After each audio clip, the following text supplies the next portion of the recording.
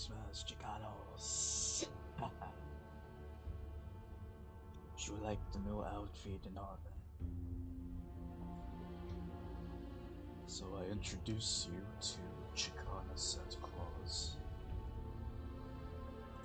A little LARP I got going for Leniri. So this here is my brand new Santa outfit that I'll be using for December for when I'm streaming games during that time. Can't guarantee that I'll be streaming on my birthday, but who knows? Who knows? But yeah, like I mentioned, here's my Santa outfit. A Chicana Santa Claus that I've teased a bit on Twitter and Blue Sky.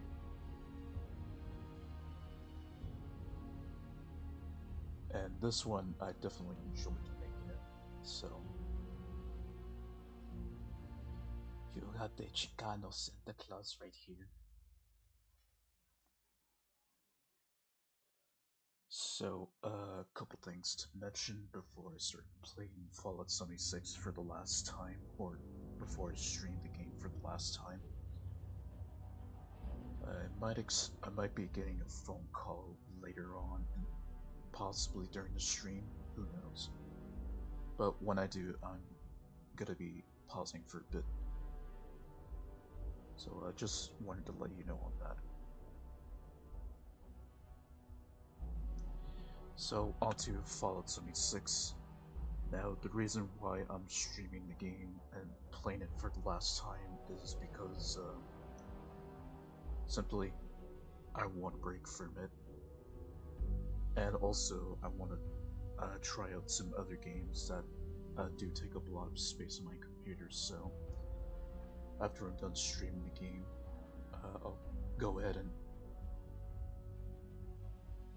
I'll be going ahead and uninstalling Fallout 76 and then installing a game that I'll be debuting in a new episode of Player Shelf.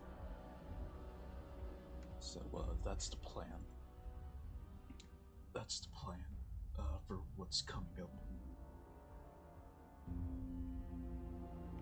And yeah, I've been neglecting the other games that I've started but haven't made progress on, so definitely should get back to that. We're putting more focus onto those games, like Polya and Cult of the Lamb.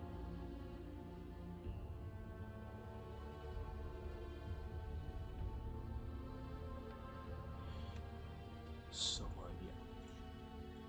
Without further ado, let's play Leniri. And see how far I can make it in completing the main story of the game. Since so far I've made it to where I now have access to White Springs bunker, or to the Enclave, but I haven't gotten to the final quest of the main story.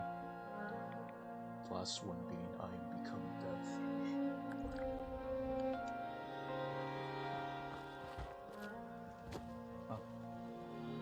So I'm still working here.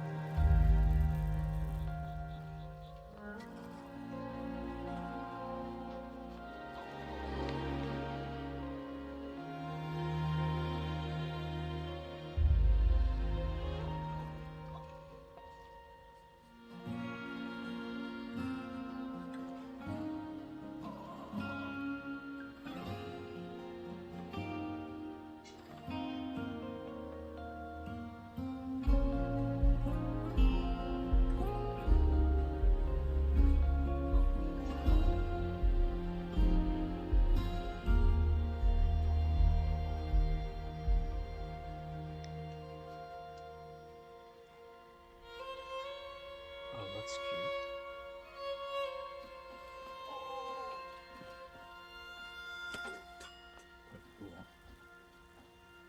Oh, okay, no. I take that back. I'm still in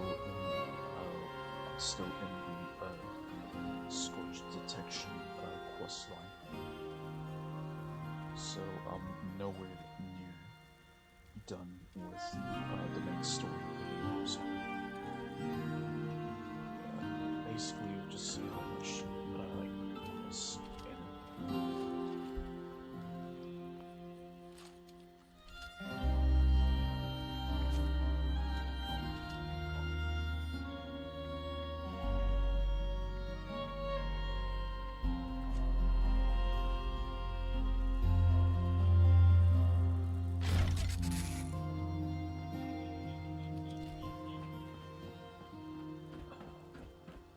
Okay, well, first of all, I should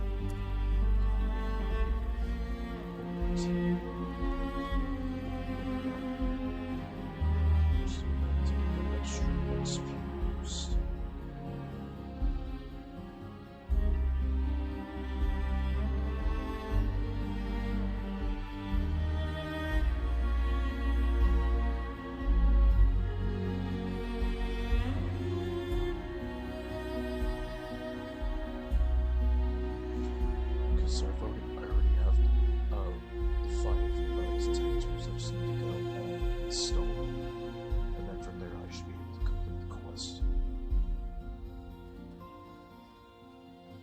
To which there's still some more left,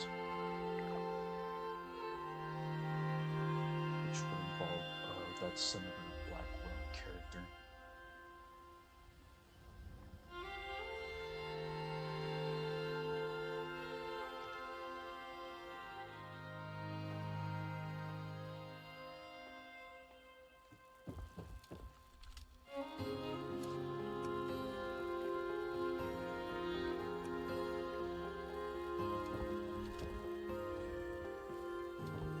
Before I put my power on, just check some things.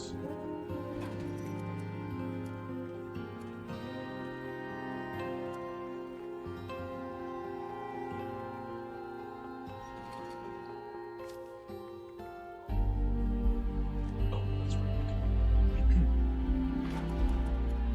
I can make upgrades. So let's do that.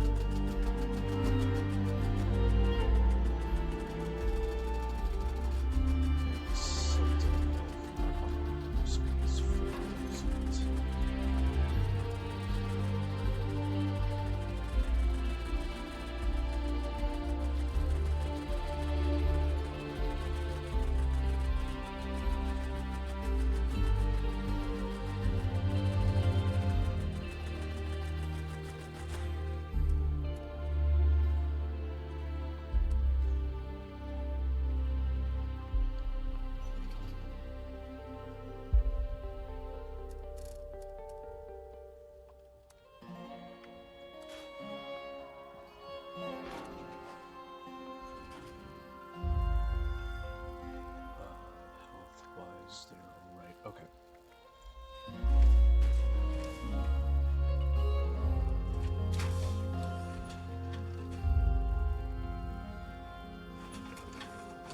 Yeah, what made me decide to just put the game on hiatus was just because I've kind of already well, this is with my other character Pew, who's the highest level character that I have. Like, I've kind of already peaked with the game since I've already completed all the story quests, all the side quests, not counting the daily stuff. Then, well, I've done a little bit of the expeditions, but I haven't done all of them. But I feel like it's just basically the same thing. I'm really peaked with all that. So that's why I wanted to.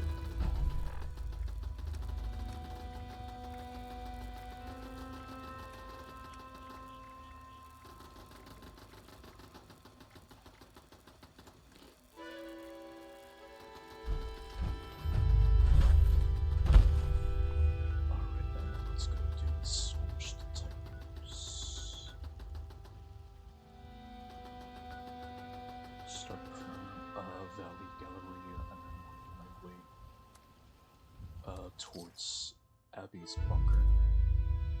which I had to go there and complete the quest or confirm that the detectors have been installed.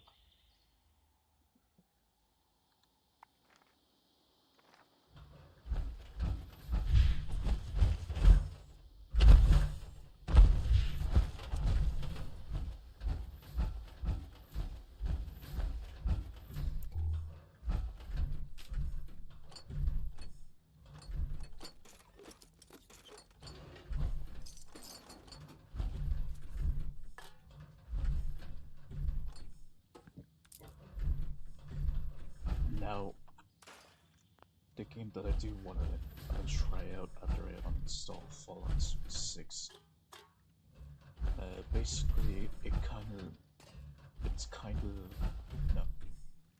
kind of matches what I've been talking about in my AOWSCS video.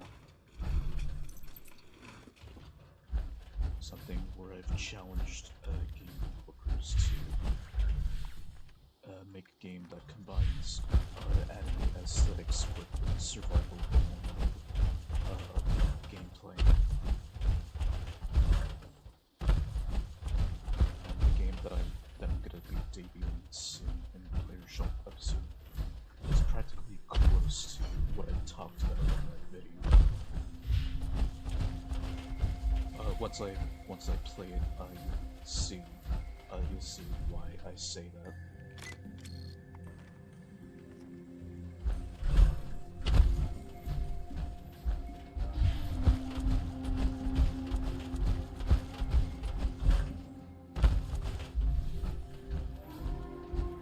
Although not exactly an anime like aesthetics, but it is kind of close to it. Or more or less something like along the lines of the first Ascent. Despite, the game being semi-realistic, but not exactly realistic, if that makes sense.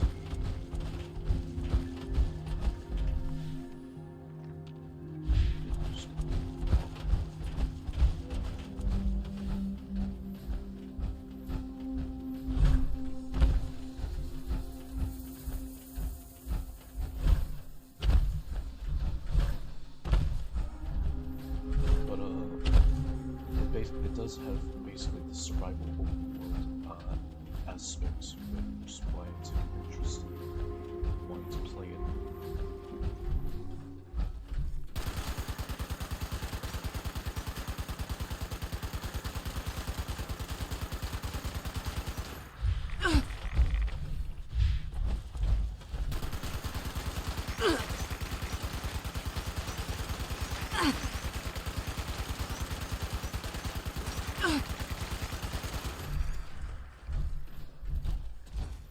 One thing that I did like about that game is the way how you customize your character. Even though it's still kind of hidden, but at least there's some kind of progress to it. Or at least the way how I'm describing the progress, to put it bluntly, it does at least increase your breast size or maybe when you customize it a little bit. Although not by a lot, but I'd say I would describe it as petite size. Like you get a good sized breast at max you can go, but not enough to where it'd be more on the anime side of things, which is why I bring up the anime aesthetic.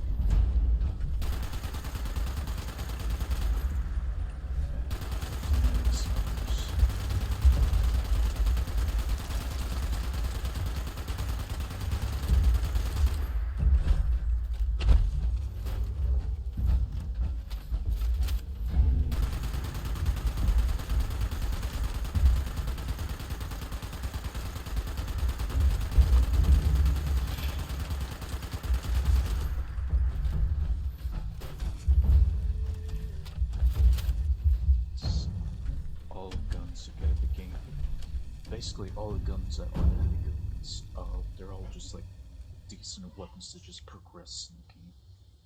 The real end goal is just having great guns to play with. And once you obtain them, there's practically no going back at this point. Since all the other weapons in the game are just pointless to get.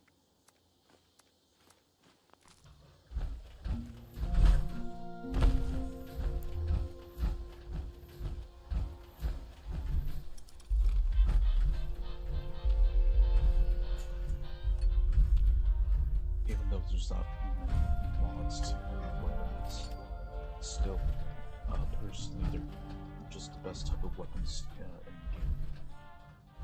All the other weapons just kind of suck ass without, or even with mods, they still kind of suck ass, in my opinion. Primarily because they just don't do as much damage as mods do.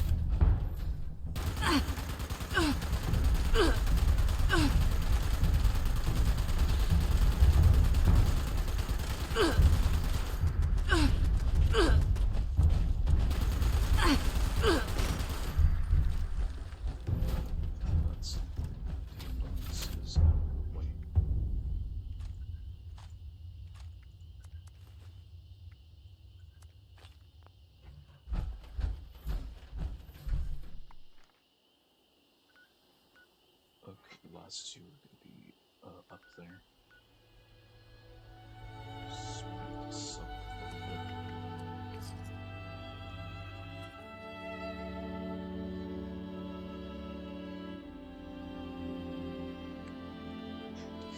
Oh, also, I forgot to mention, it's pretty much now been a year since I've been playing Fallout 76. Ever since I bought it with discount. Actually, at a generous discount. So there's no way I'm positive to the full price for it, so I got it at a discount. Just gave it a try. That was pretty much like the next step for me in playing actual Fallout game, which obviously would argue that Fallout 76 is a proper Fallout game experience.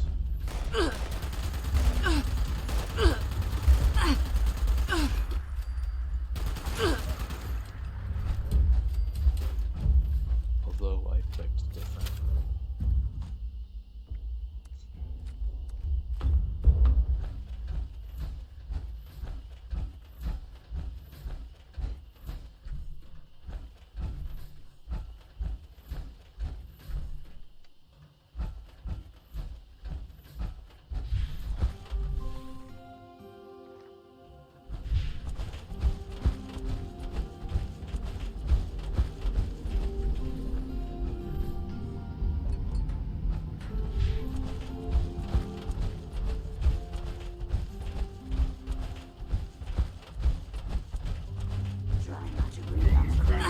It's so difficult.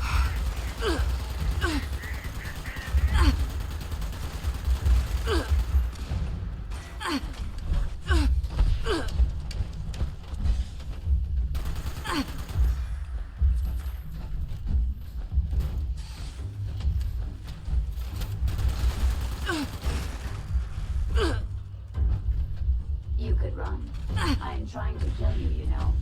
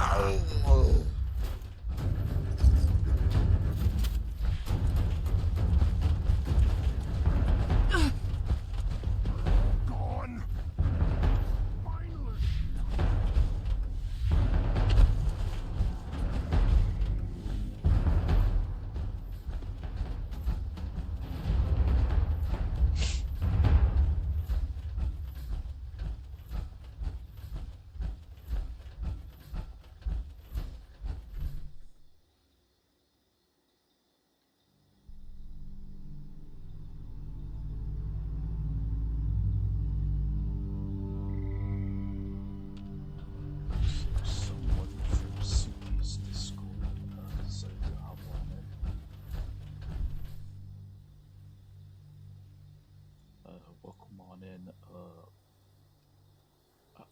I'm gonna butcher your name. Sorry. Six Sui or Six Sui.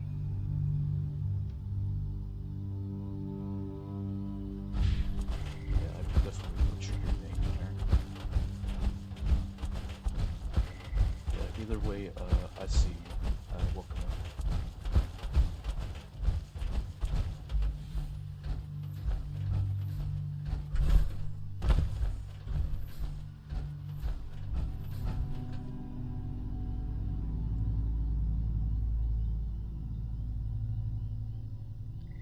Also enjoying the Santa outfit.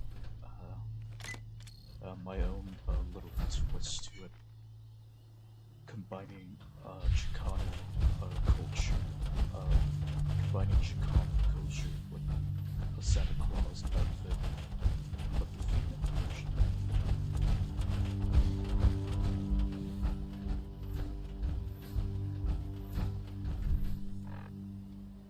Since you're here, I'm just switch this and give you like the full version of the outfit. Show you how it looks. Snow boots, Christmas stockings with 2 reindeers. I guess I would call this a shirt with brown sleeves, and then the little Chicano hat.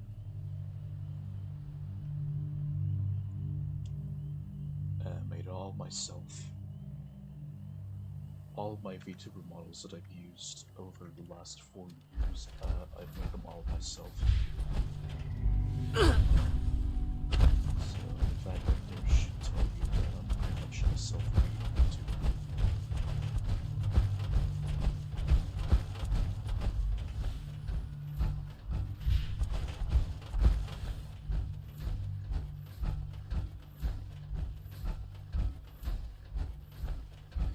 So, since pronouncing your name is just gonna be, so I'm just gonna be constantly butchering it. Is there like a nickname that you would like to go by? Getting goosebumps. Something's near. Or would you prefer me to call you whatever you want? Six. Six.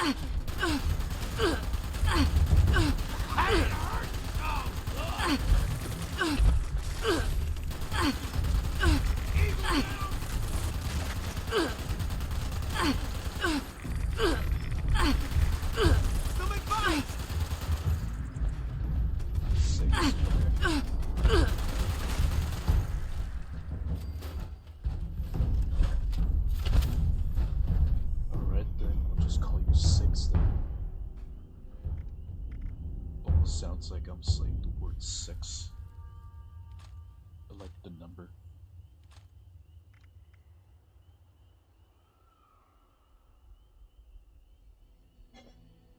Voice is a bit low compared to game.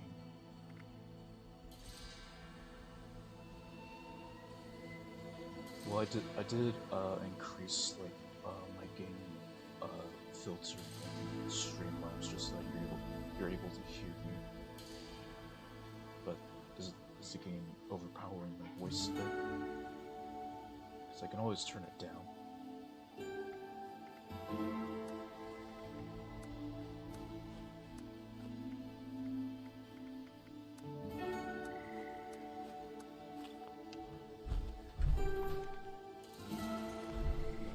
Conversation I had with you about Fallout 76. Definitely worth playing.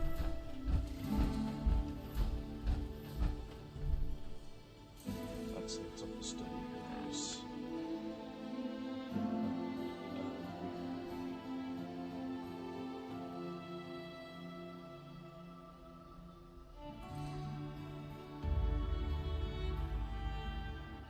Let me try it lower the desktop audio. How's that? A little better? Because originally I had the desktop audio at 100%, so, and it was also hard for people to hear my voice, so I lowered it to like 0.75, just so that the game's not overpowering my voice. Alright, so I guess we're good.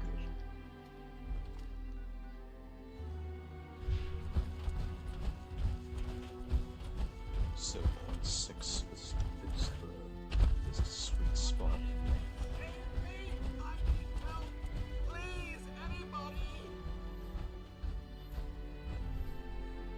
Fuck me over, or Oh! help.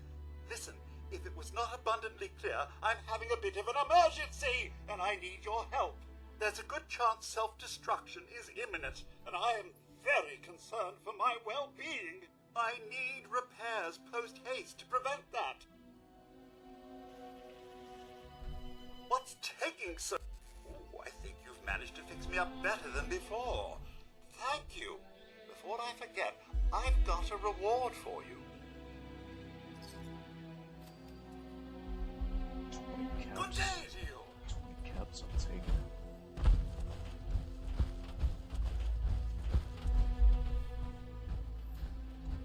You know how this game has a bunch of like light allies and stuff. Oh shit! There's this fucker.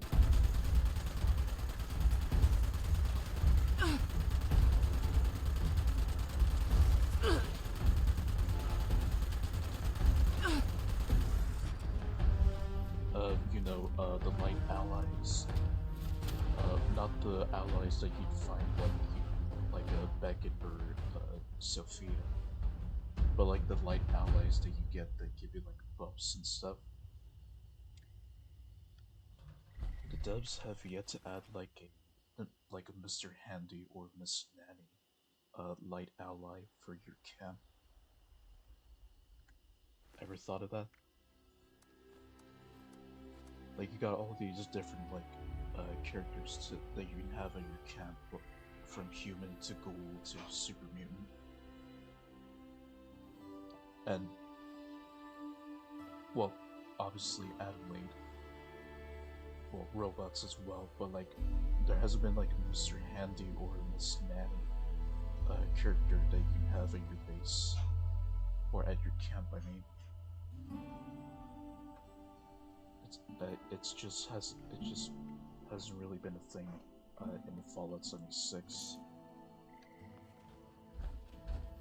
So 6 years of development, and they haven't had like a Mr. Happy or Miss Natty light ally for your camp.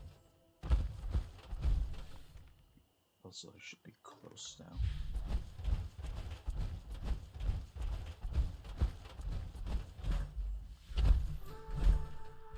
I guess not. Or they haven't really thought about doing like a Mr. Nanny or Miss Nanny with personality yet.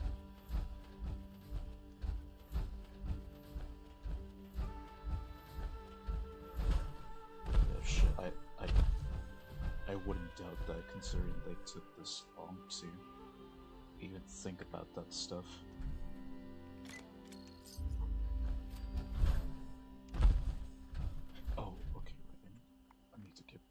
The holotape so that she can use it at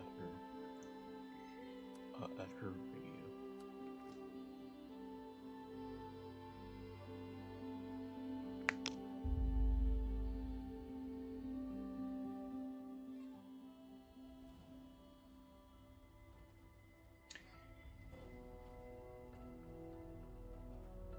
I guess the same goes for their quote-unquote features, like they're not creative enough to repair them. Which is also why it took them this long to even work on them. I've also talked about this in a different stream when I was playing Fallout 76. Like, I feel like Bethesda at this point should have like a team that focuses on repairing bugs, rather than just have the entire development team working on everything, including the bugs. Because I feel like that should help with the issues that the game has been having for years. Especially the small bugs too. Like, at this rate, they're that big of a company that Bethesda's that big of a company that surely they would have already had a team of people that would have patched issues that arose in the game, both big and small. But I doubt they're gonna do that shit since, you know, Bethesda and their it just works agenda.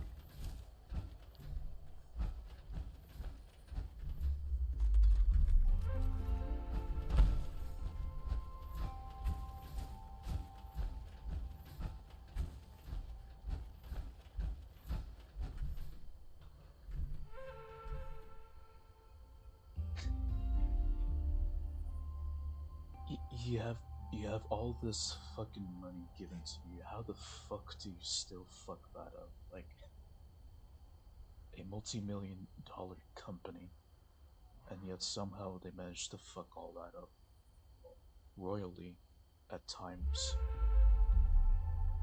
That or just a complete lack of common sense in game development.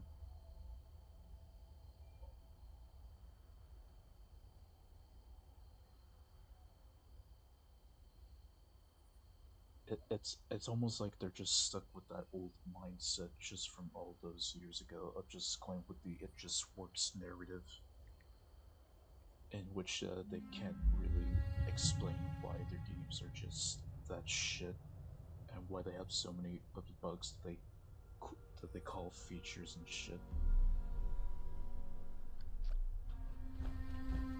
Like, do they even have one game that has no bugs or issues whatsoever?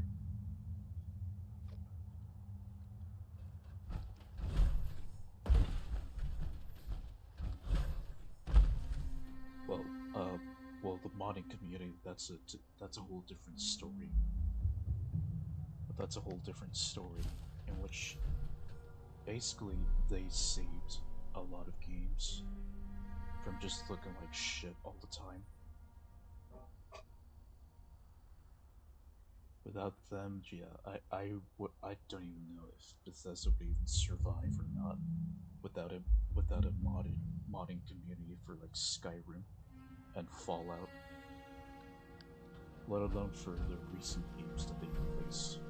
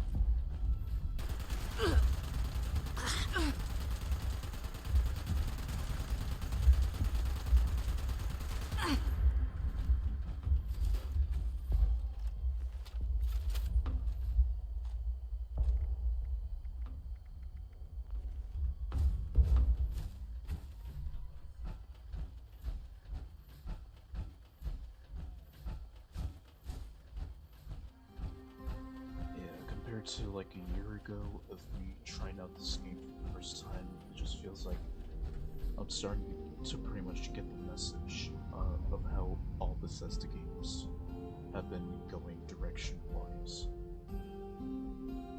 Like, the people still don't learn from their player base, or the people that make the games, they still never learn. Which is why they're that stubborn to just ignore their fan base and just make the game, even if it runs like shit, or just does poorly, just to receive some fucking special points or something.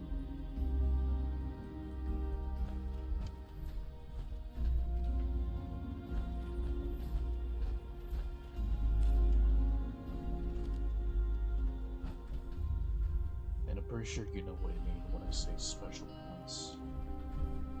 So, I couldn't help but listen in a little, and I gotta say, I'm pretty impressed with how you swayed Meg. For me, how thoughtful. Now, let's see. Doesn't appear to be a virus. I could scan for... You know what? Screw it. I could use some excitement. You see, told you that gal was smart.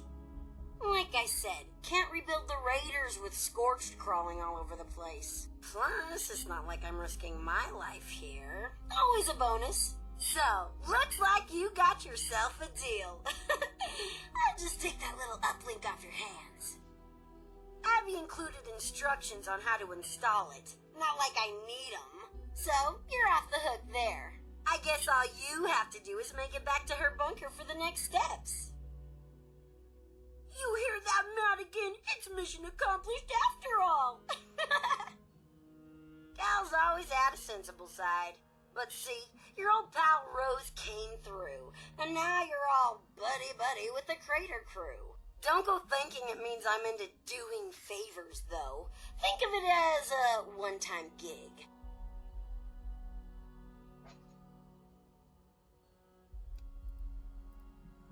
What are best buds for? Besides, now you owe me. Bonus for me, of course. Not so much for you, but who cares, am I right? Now scram! There's a whole new mess of people out there, and I gotta keep an eye out for potential recruits. Sure. Sure, why not? Also, who she was referring to was this guy here. Who died to a bunch of raiders, who's called Madigan, the one who's trying to fight the Scorched Plague, which is the storyline that I'm trying to complete. Even though I still got, like, the other half of the storyline to complete. Since I still gotta find the whereabouts of the original Brotherhood of Steel, and then the whereabouts about, Senator Blackwell, and then also Nukes.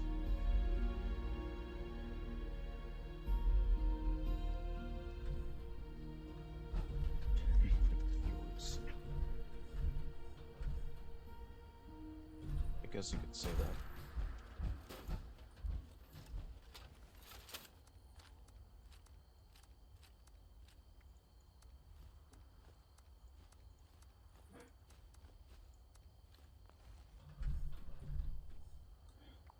Return to Abby's bunker. Okay.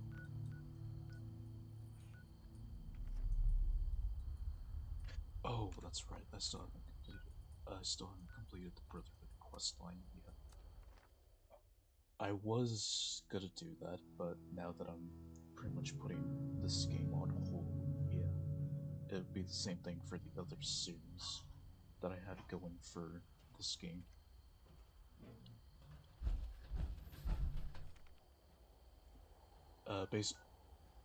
If you, well, the one thing you should know about me whenever I play games, I always like to create like little series out of them to keep playing the game a lot.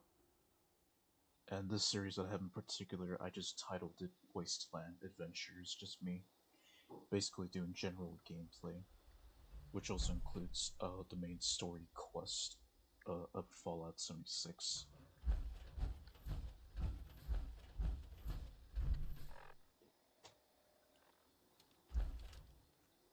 I assume you mean Season 18? Let's see. Well, I'm rank 51 right now, so I'm about close to getting to this, but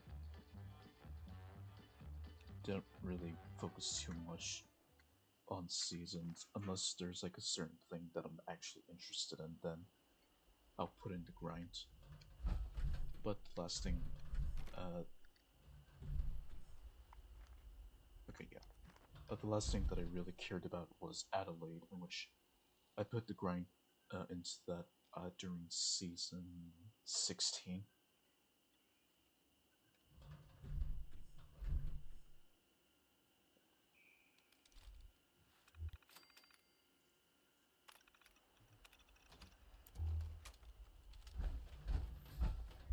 Oh yeah, I did.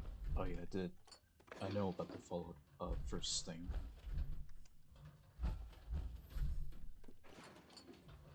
But to be honest, I'm pretty poor, so can't really afford a subscription at this time.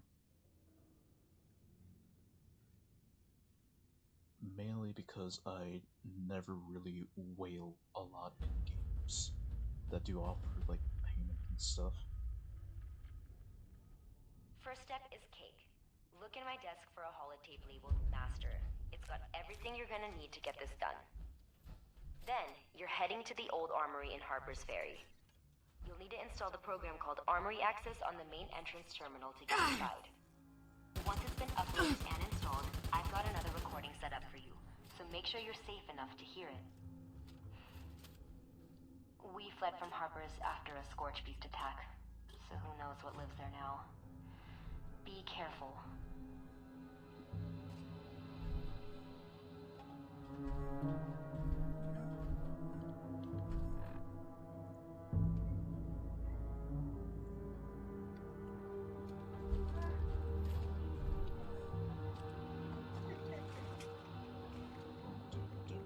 I don't drink alcohol in this game.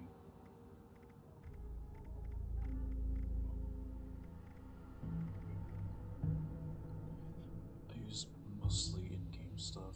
I had to hit rank 79 season to get what I need to pay for season unlock. Bring back a bit extra after completing and collecting all the atoms. Okay, so what I do, two things I like about the newer seasons in this game, like the ability to use tickets to buy whatever you want once you reach a certain page. That's what I like about the newer seasons in this game after like season 16 and onwards, when they introduced like the ticket system. That's what I enjoyed.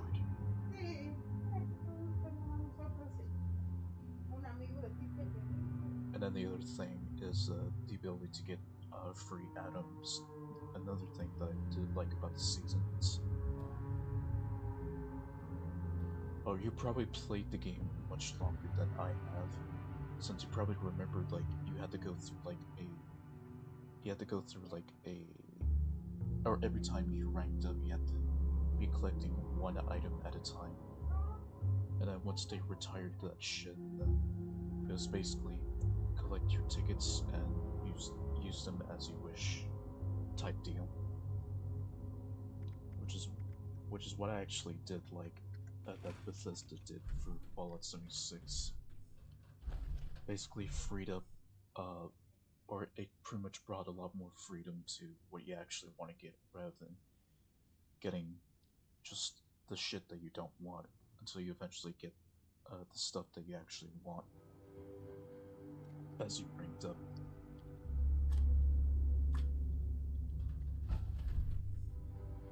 Next on it, like if I'm hitting 100, I should unlock everything anyway, not having the score for experience repeatable after level 100 is rough. If you're trying to reach 150 for bonus page, you're stuck on only doing daily. Yep. Which is, I do not do that a lot in this game, since I don't play it daily. And mainly because I've kind of already peaked with this game.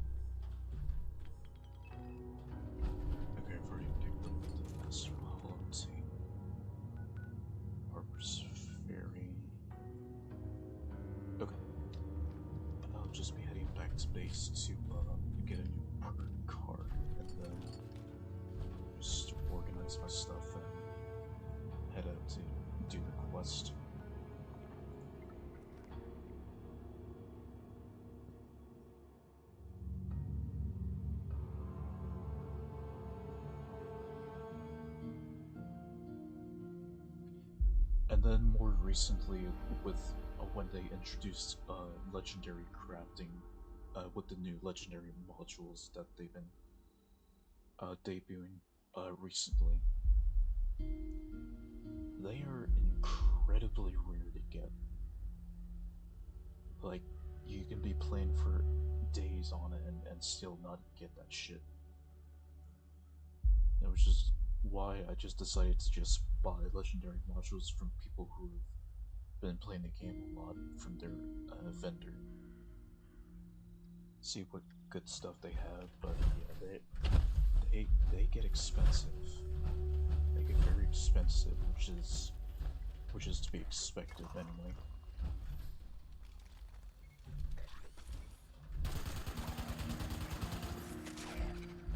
Is it hot in here, or is it just me?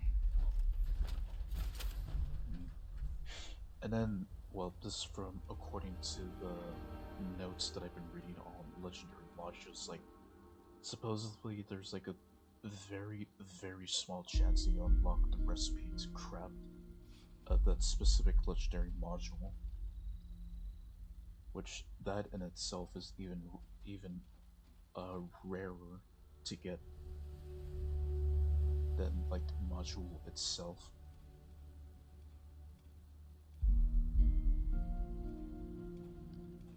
You look like you need some pointers. I knew you couldn't stay away. Not now, Adelaide. Oh, if you're wondering what my character looks like, here it is. If you're wondering what Leniri looks like in the game.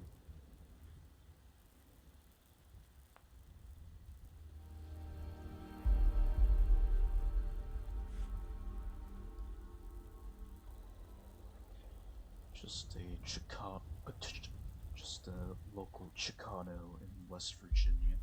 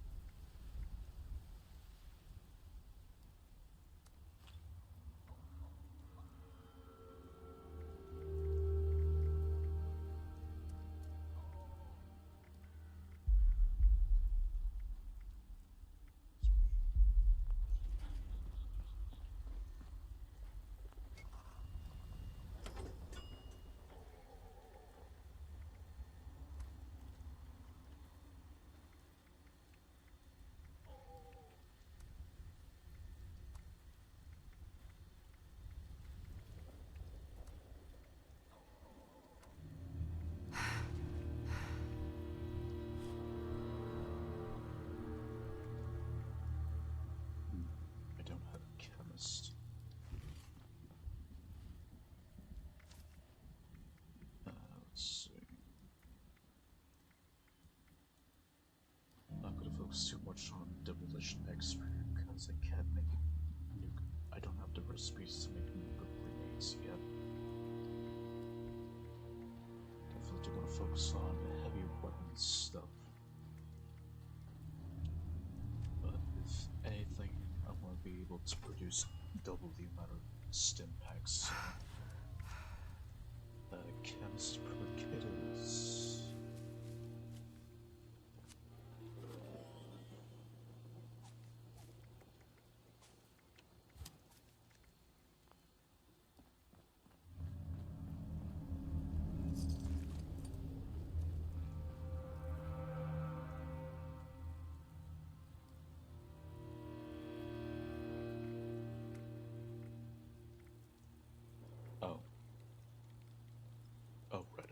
unlock the recipe for normal stim packs.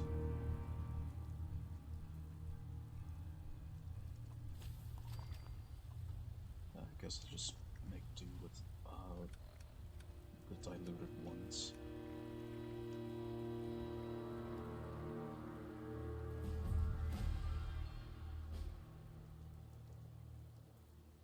And that opened me up again.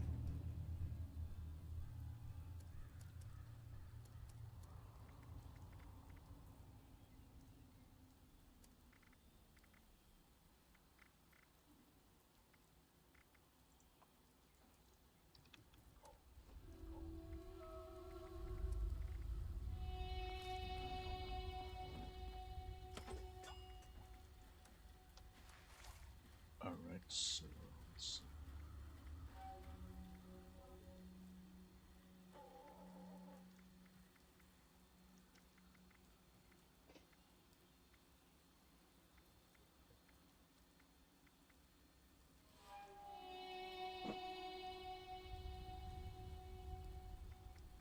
We'll do lock and load.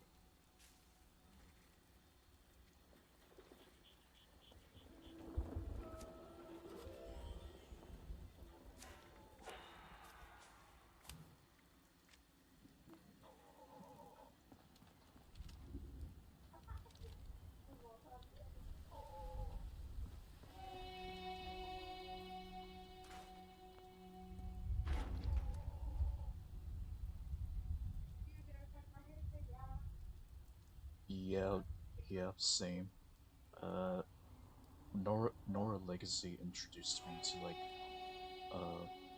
what, it was because of Legacy, when she offered me like a lot of stuff to carry in my inventory, I was already over encumbered by a lot. So from there, that's when I started to consider using perks that reduced my inventory space and on my character. And then from there, I just did the same with all the other characters ever since.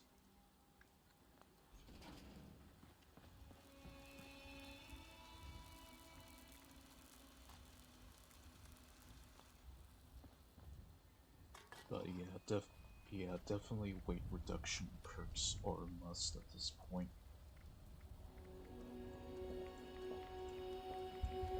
Especially if you're going to be carrying a shit ton of items with you.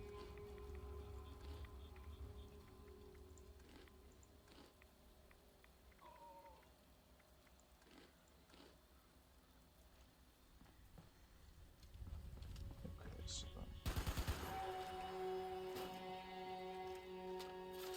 okay, definitely faster.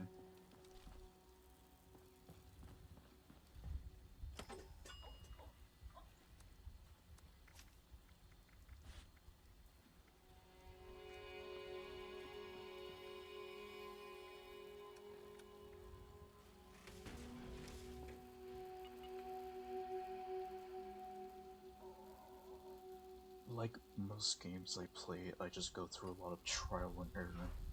Well, if it allows me to play a different character, I just go through a lot of trial and error with that character before eventually using Leniri too, and putting what I've learned with her eventually. Although in most cases, it's originally wasn't like that. Since I started with Leniri first, back when I was playing League of Legends. Actually, no. Before that. I was actually just trial and error with Leniri for a very long time already. I mean, it was basically like with Minecraft, or when I first started playing the game, just like get an idea of what to do and stuff. But it was really with other games that I haven't been used to, that's where the trial and error kicked in. Like, you know, like with everyone else trying a game for the first time.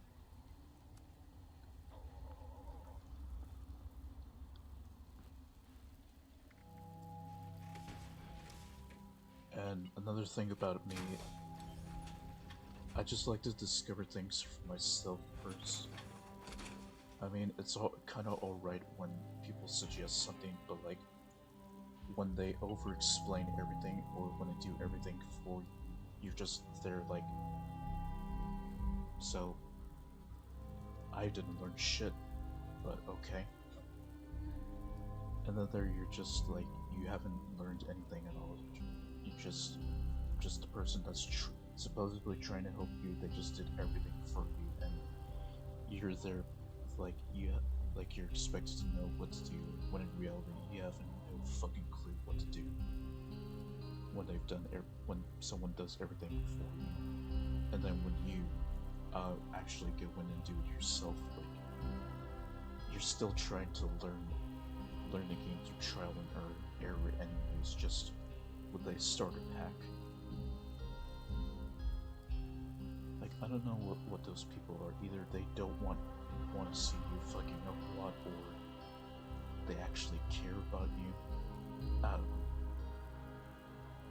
But like, they don't realize that you're kind of ruining their experience for them in the process. Which is why I like to play games solo a lot, just so that I can actually learn how the game works, and then be able to just handle my own.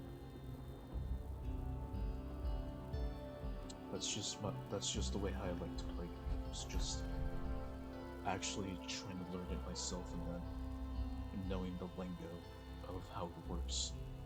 And then if I play with other people, then I already know what to do.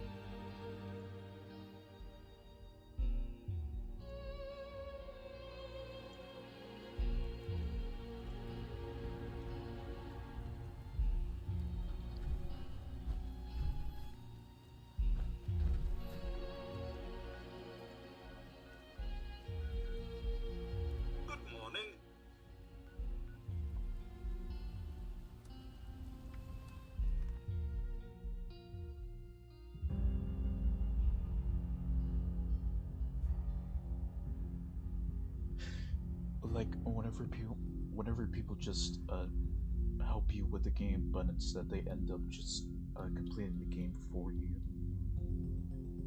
Like, they don't realize that they fucked up and didn't let the person that actually wants to give the game a try a chance.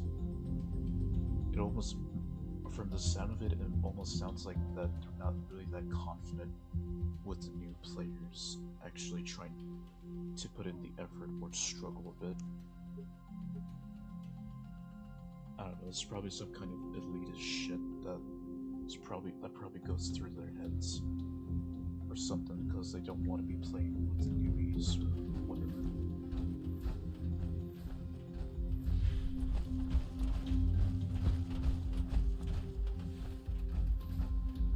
Which, consider it from like a new player's perspective, it's pretty much annoying to deal with that shit. Does anyone have a minute of spare? I need someone to take my photo.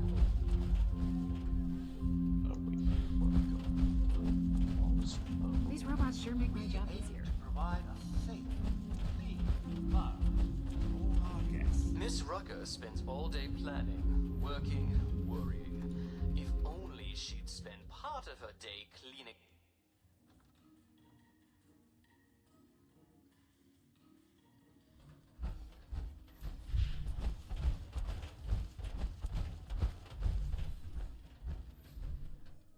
New player tries out game, gets help. The help in question completes the game for them. The new players be like, "Oh, great! Now I don't know what the fuck to do." Thank you for showing me how to play the game, but now what's the point? Like, that's basically what these so-called helpers do in a nutshell. And obviously I've been seeing that behavior emerge a lot more lately.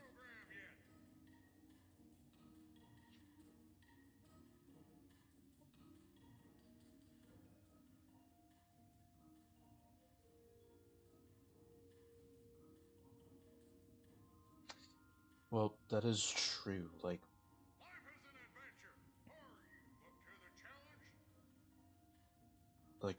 if they genuinely wanted help and if they're okay with letting people progress the game for them, then of course that's their decision.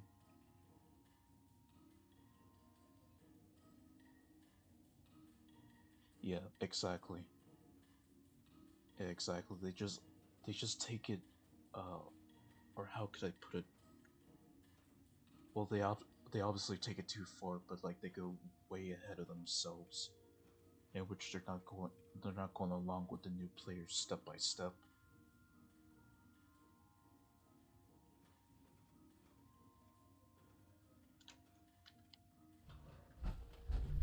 Okay, let's sell here.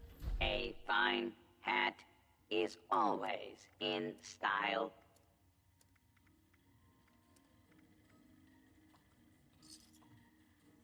Sell off all the Radway I've been stocking up. Might as well sell off all the stealth boys. We offer a curated selection of elegant evening gowns.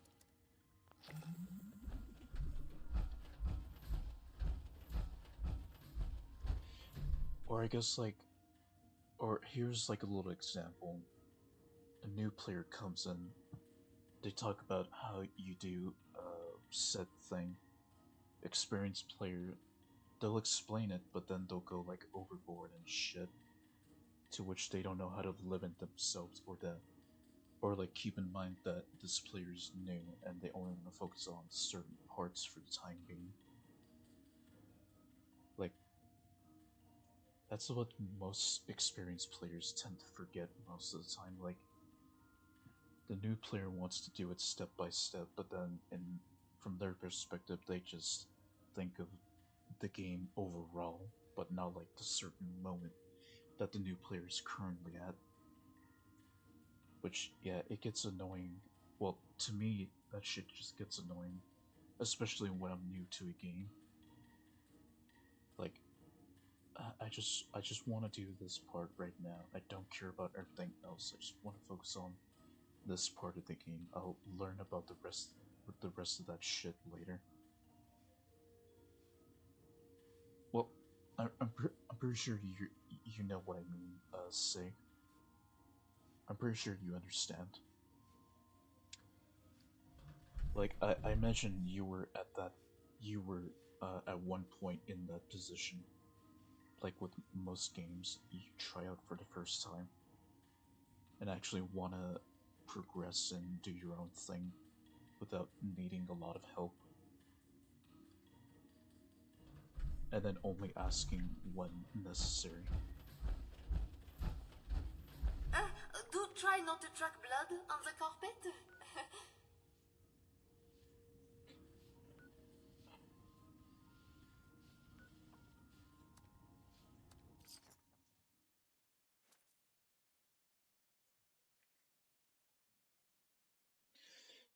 So, well, if someone who's new to the game that I've been playing for a while asks me, an experienced player, on what to do during that part of the game, I'll explain to them how that part works.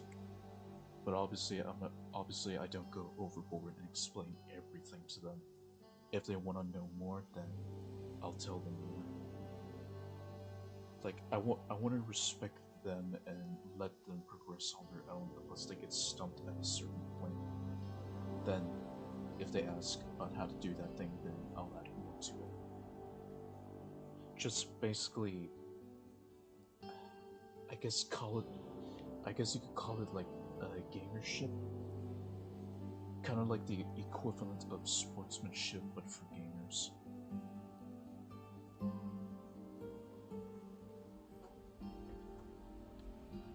I tend to overshare, got it.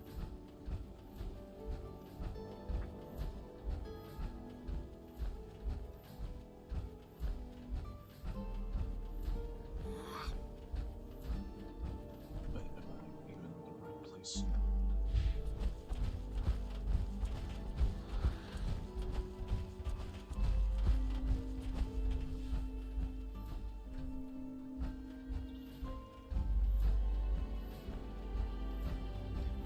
Or like, if anything, I'm an experienced player, and then a person asking how to do a certain thing because they're new.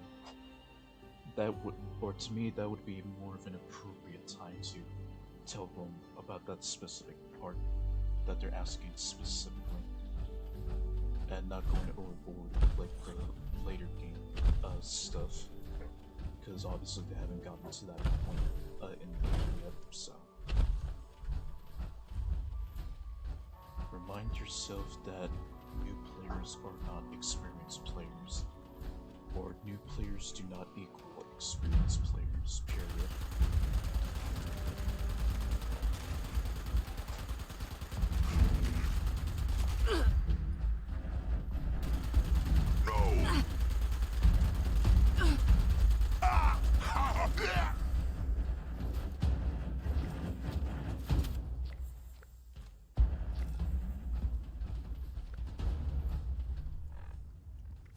Oh, by the way, if you're curious what legendary perks I'm currently using on Leniri, Master Infiltrator, Ammo Factory, What Rats, which is what I got recently, and Legendary Luck.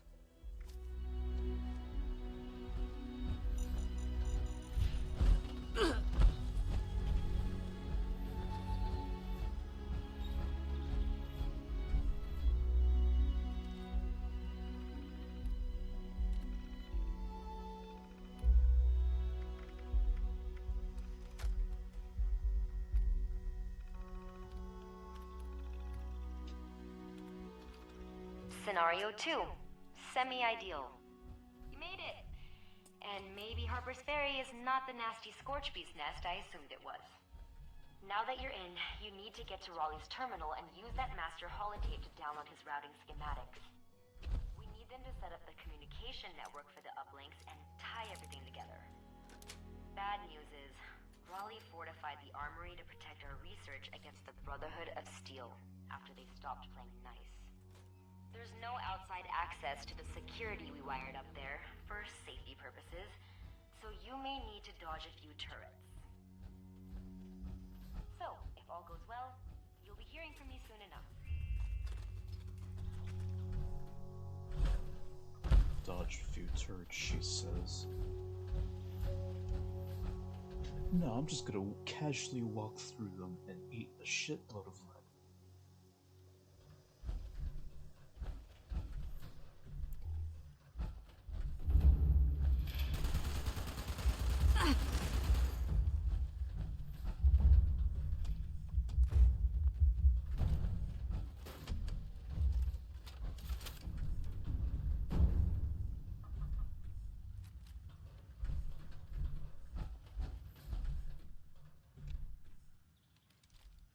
True, but it'll only last for so long without having to use a stim pack.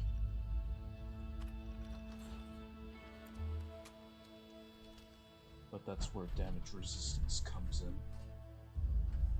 Assuming if I even have my power armor modded to resist a lot of damage.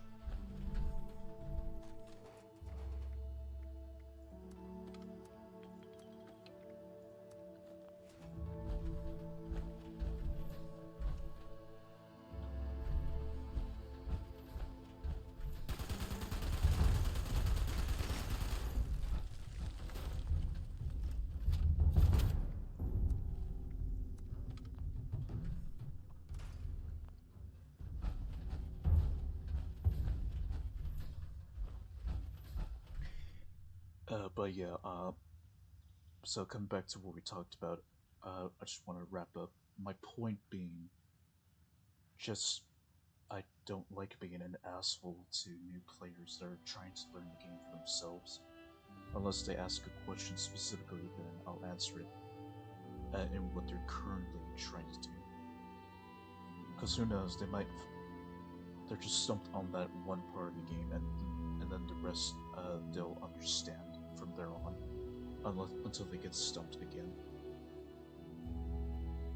I'm not the type to really over-explain myself, because I just feel like that'd just be an asshole thing to do.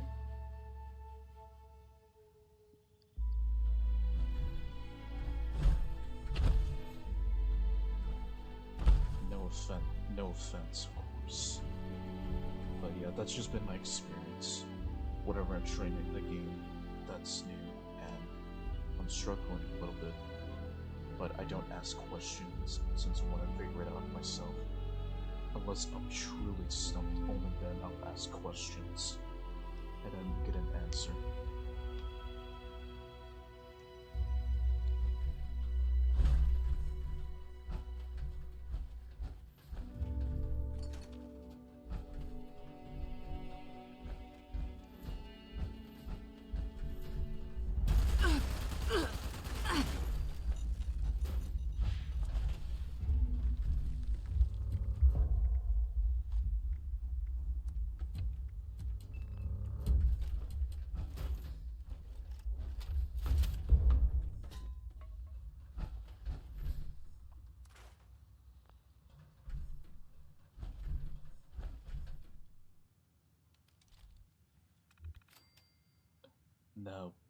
Now here's a question that's here's a different question now. For you, Sig, when you play Fallout 76, what gun loadouts do you like playing the most? Like pistols, rifles, heavy guns, or what's your preferred play method? Or does it just vary based on the type of character you play with? Because I use different gun loadouts, heavy guns, shotguns, rifles.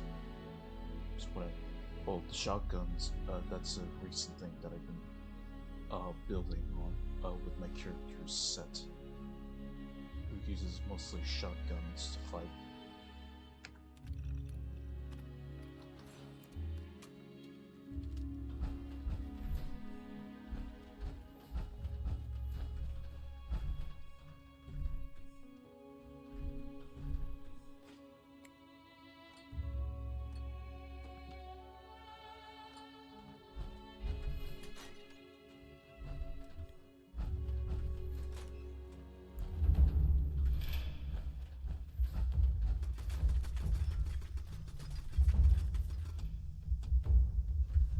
Because carry weight issues.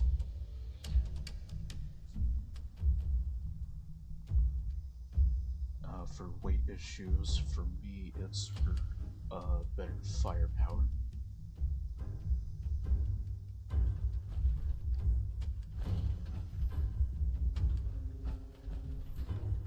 Or at least for me, in using it.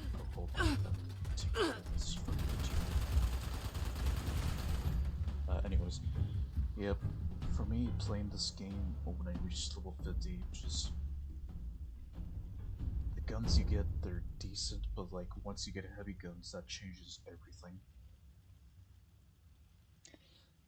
Because I feel like with rifles, you can only get so far in damage at a time, whereas with heavy guns, you're able to deliver more damage before you reload. Without like using mods and then eventually using mods. But I guess it's more like an lethal one.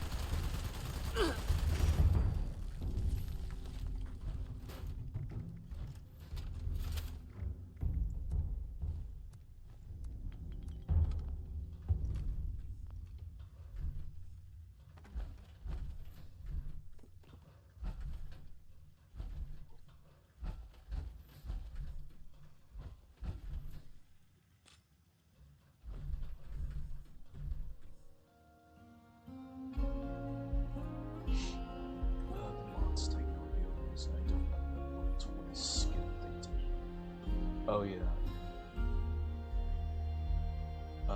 Yeah, I avoid doing the whole level skip thing since I just prefer to start from level 1 just like with any other character. Yeah, exactly. and then either way, those guns you have at level 20, you're just gonna get rid of them anyway. The moment once you reach level 50 is where the guns have reached their peak in terms of level anyway. So you're just bound to eventually change your loadout anyway. And until you reach level 50, you're just stuck. You're just got to stick with the mid-game weapons until then.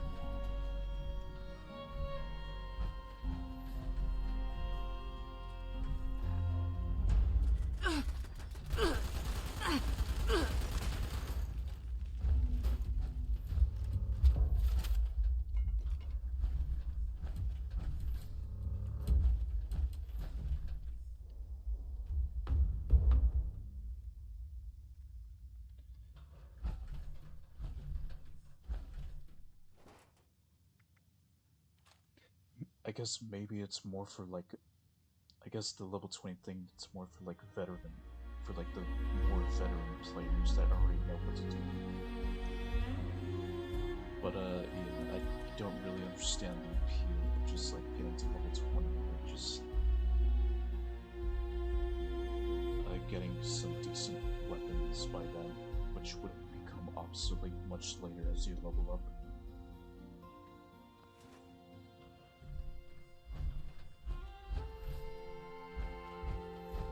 Yeah, how I play the game, I just started from level 1 with all my characters, including Leniri.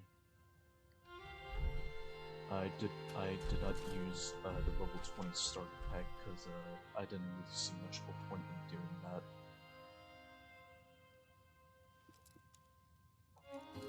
Unless I specifically knew what I wanted to do, then I may consider it, but yeah, no, I doubt I'll be using that anytime soon if I decide to make a new character. Which ain't gonna be for a good while, since I am gonna be uninstalling this game so I can make room for future games to try out.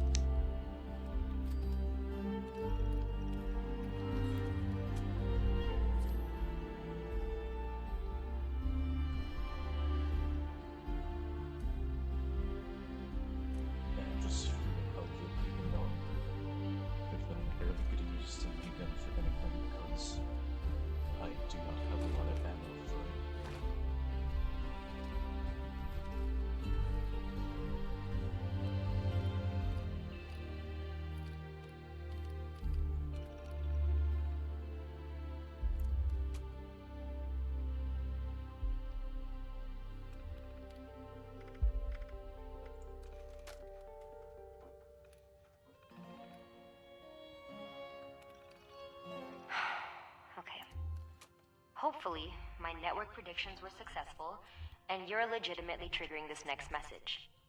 If not, I guess I'm speaking to no one, and none of this is going to matter. But I digress. You want to find Senator Sam Blackwell's terminal, and use the master holotape to download the files we need. It should be fun, since you get to visit the one and only Charleston Capitol building. Still intact last I saw. Then, find the nearest relay tower, upload all that hard-earned data. Piece of cake, right? Right.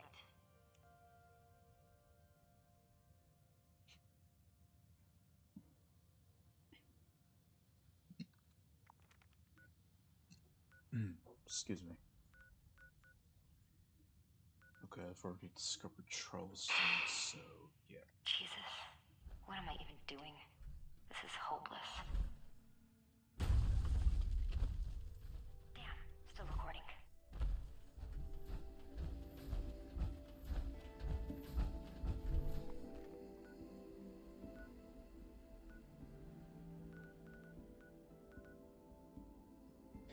Now, imagine I just go there directly with cabs and then some rando just comes in like, why didn't you just fast travel to a cab-free place first and then direct you to the Capitol building? or some shit like that. If I didn't know about the fast travel tricks, then yeah.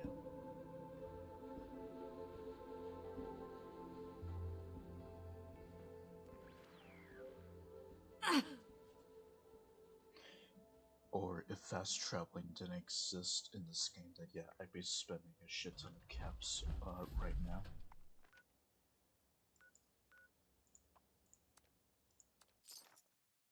Oh, and speaking of the caps, like, the quests really don't pay you a lot of caps. Just like, I don't know, minimum of like 100 caps, maybe less, and then a max payout of like 300 caps maximum. They don't get higher than that. And the only way you're only gonna make more caps directly is by trading with a vendor. Or trading with like an NPC vendor, or hope someone buys your stuff from your vendor to begin with.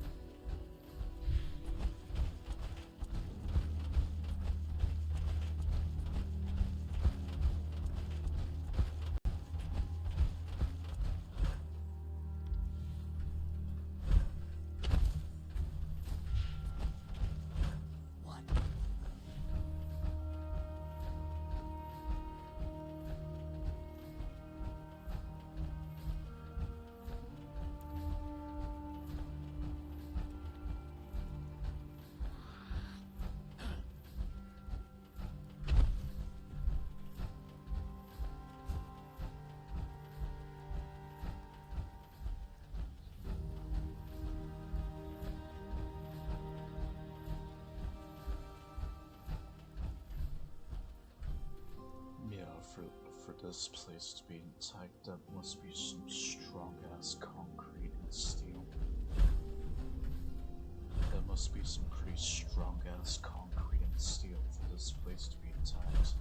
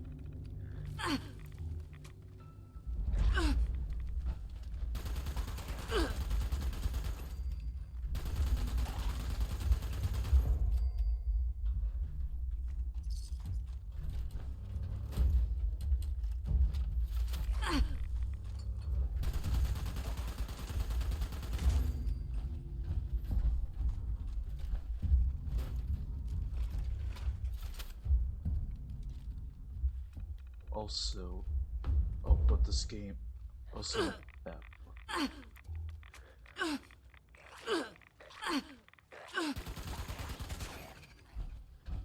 Also, this game has a very heavy need for plastic. This game has a very heavy demand for plastic. Like, regardless of what you're crafting or modding, like, this game really has a heavy demand for plastic. Which is why I've been collecting a lot of it and storing it, and never really selling it to begin with. Since that shit's very high on demand. Screws are nuts too. Oh yeah, also screws. Like, most common plastic and screws, they're one of the highest on-demand items in the game. And you rarely see players selling that stuff because essentially it's practically priceless, those things. But they're practically priceless.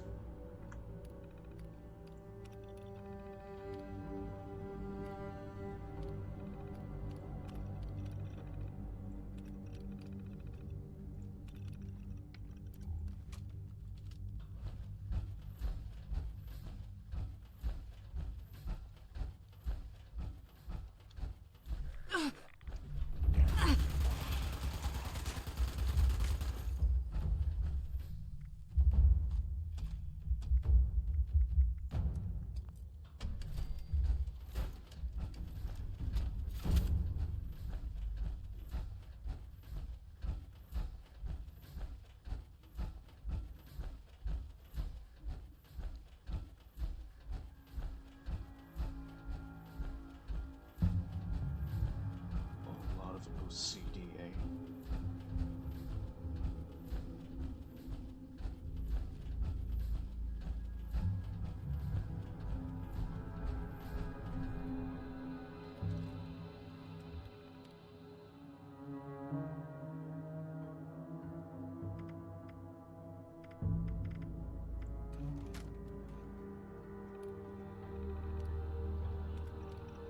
Pat yourself on the back, because you just got yourself some top secret security codes off a US Senator's terminal.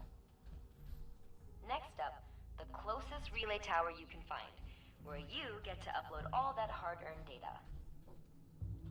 You're officially halfway done with the final part of this process. I mean, it's not like I'll ever really know, but one can hope, right?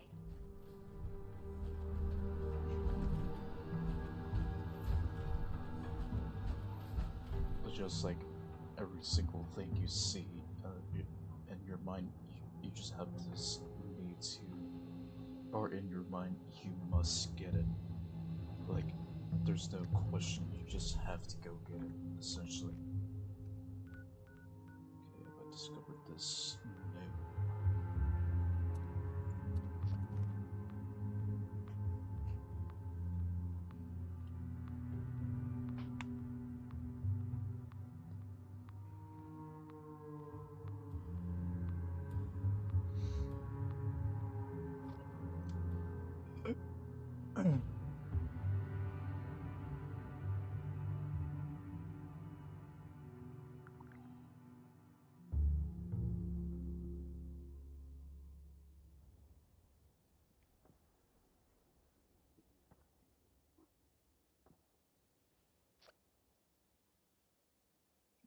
And they realized that I'm not chatting with them.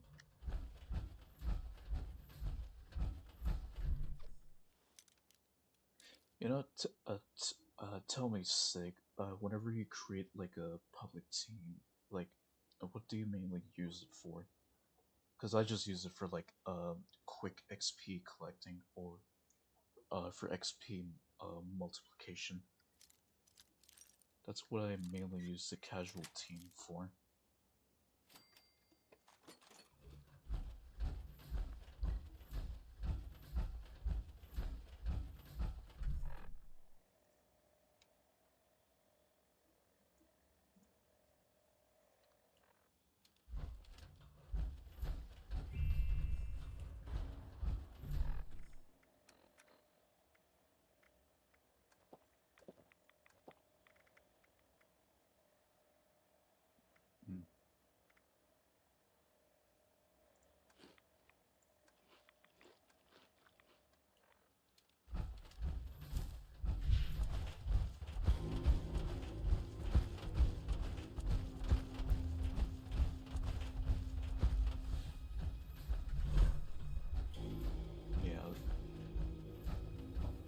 although I don't really focus on the buffs too much. For me, I just focus on the XP multiplication, and I guess the little intelligence increase, but it doesn't really matter to me much since I always max out my intelligence on my special. For me, it's really just like the extra XP boost is what I usually like to get whenever I create a team. The perks to me, they don't really matter as much, but they do help a little bit, but that's not really my concern as much whenever I create a team.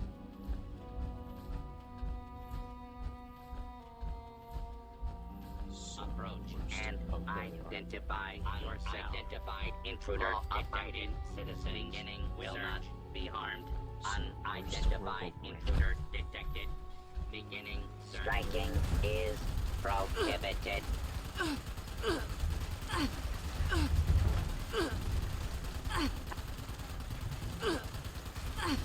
Striking is prohibited. Be advised. Scanning. Executive ID found.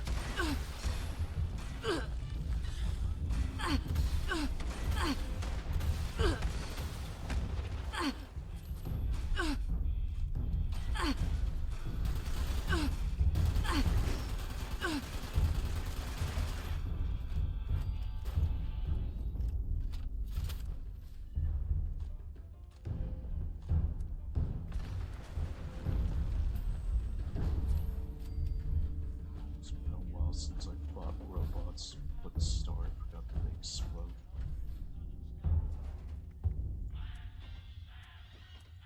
Good thing I'm in power armor.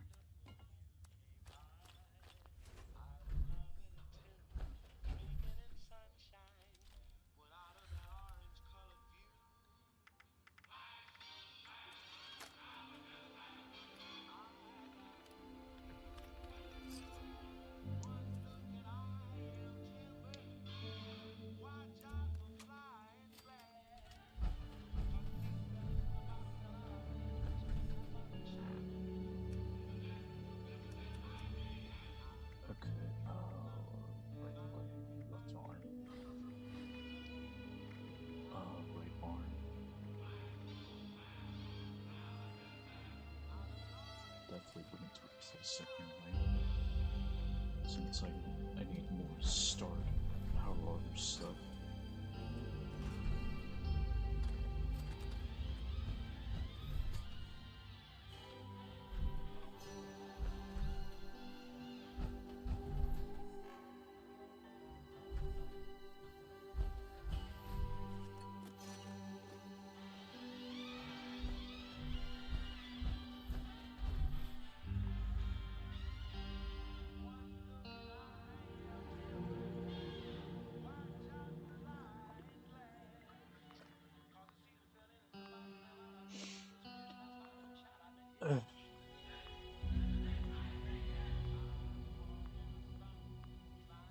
I would say I wish permanent buffs were a thing, but obviously I understand. Obviously there's the perk cards, but like I'm talking in terms of like having more permanent buffs to have without even if you like remove your perk cards and stuff. Or at least something like what Fallout 4 has where, like, say, you pick up a bobblehead, right? And then you use it, that should be permanent to your character. Essentially become OP as fuck in the game.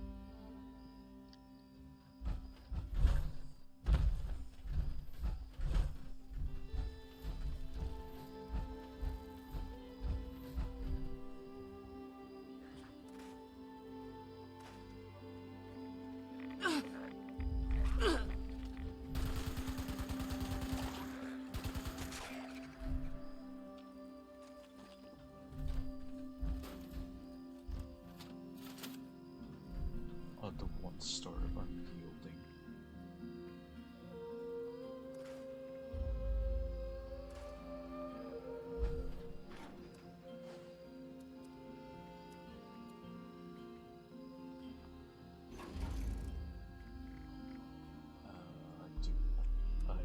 have 5mm ammo.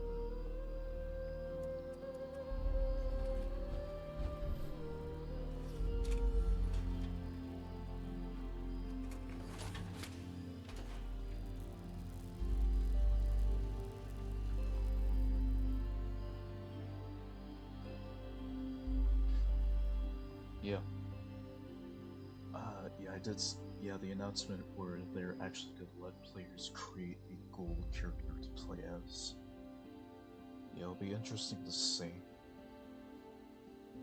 It'll be interesting to see how that goes. I guess the Vault 69 update really did please people that they can play as a gold in 2025. I like the gold characters. I think it'd be nice to actually play as one.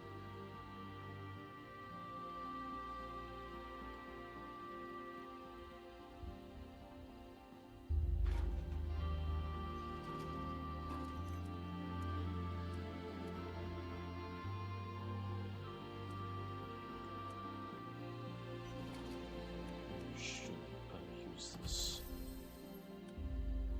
There we go.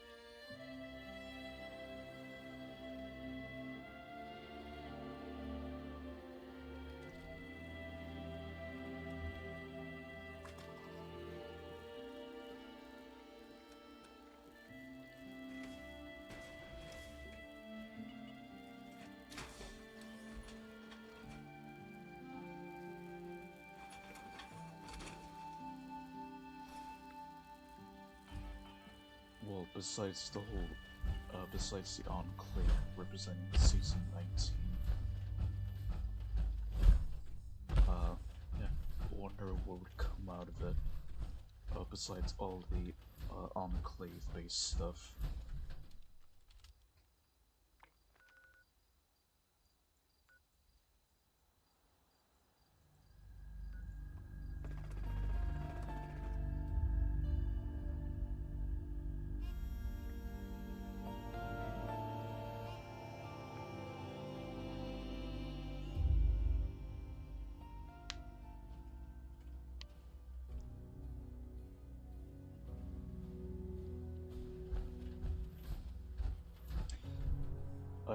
I've put this question in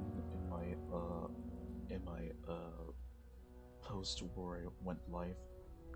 Basically, I'm paraphrasing here. Basically said, if you were the CEO of Bethesda, what changes would you make to the company? Is basically what I put in my live tweet.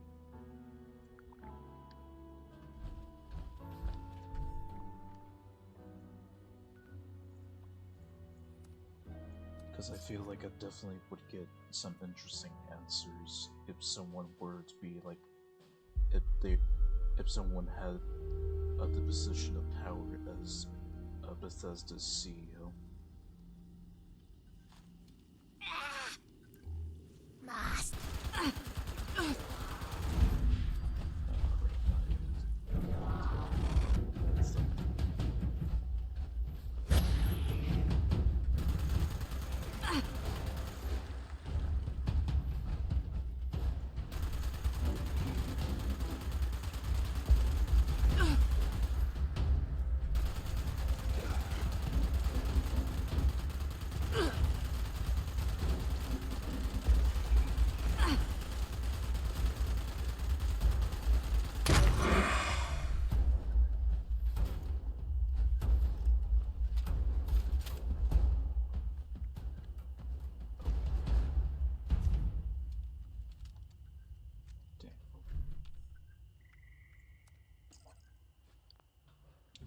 forgot to change my loadout.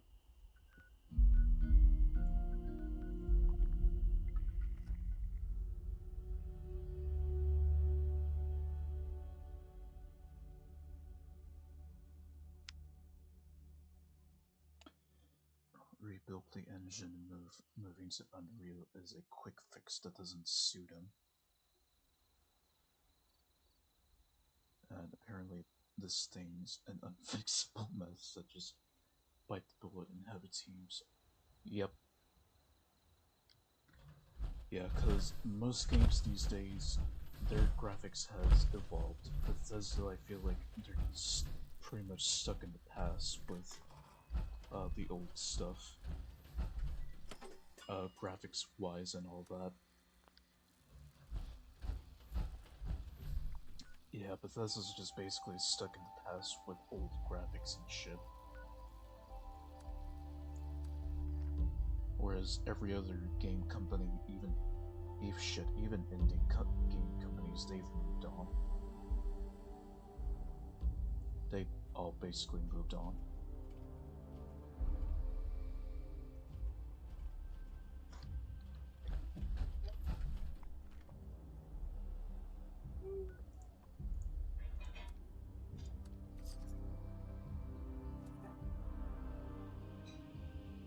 And this is where I usually mute because I don't want my parents' voice in the stream.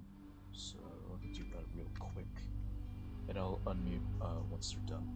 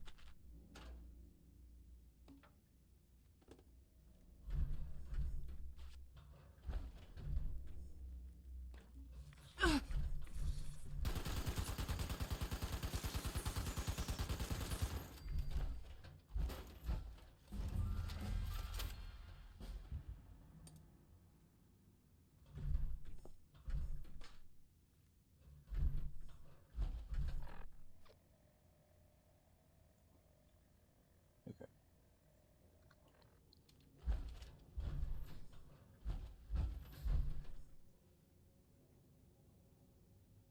And they're running with the if it ain't broke, don't fix it, but don't realize that it's old and that they need to update it.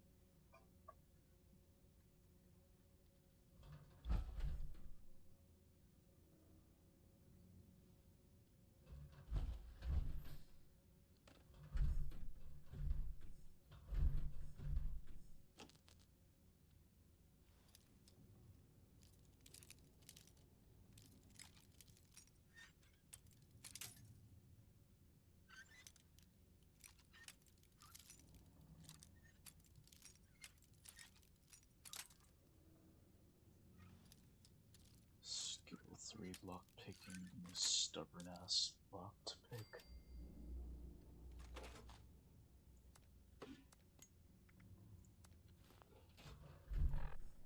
And muting my mic again.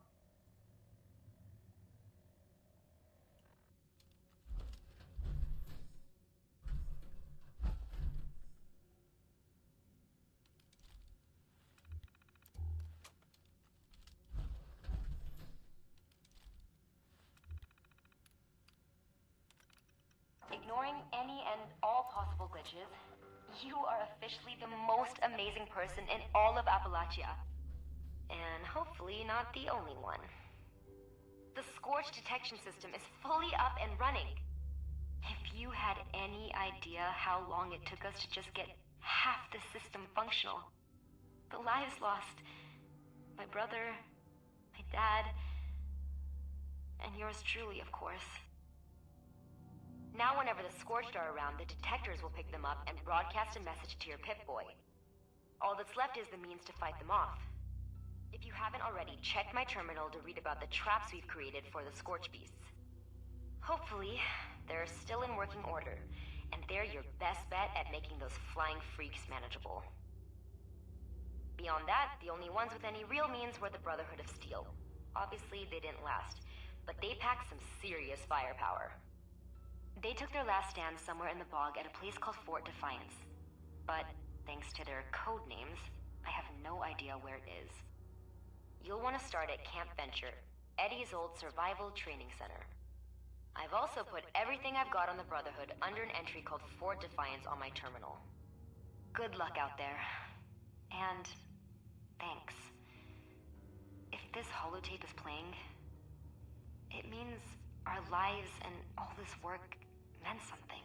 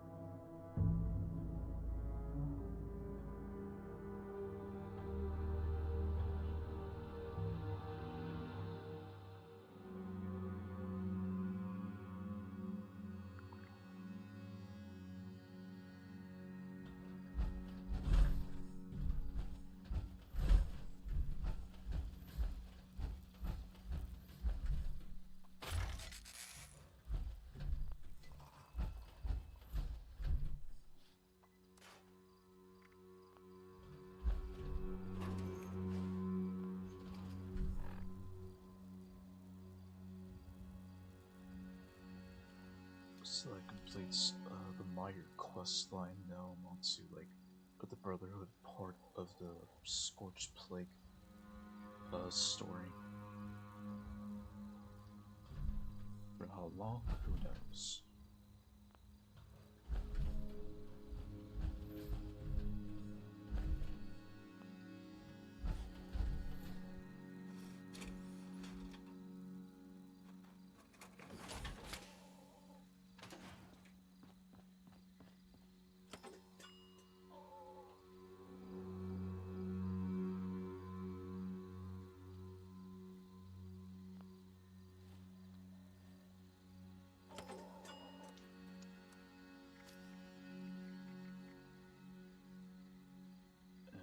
Let's get Ammo Smith.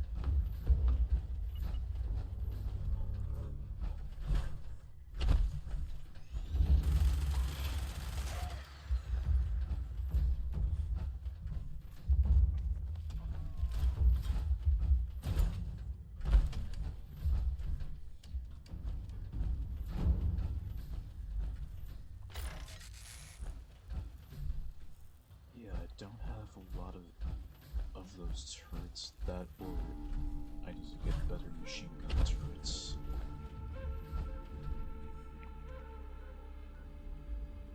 Okay, Brotherhood.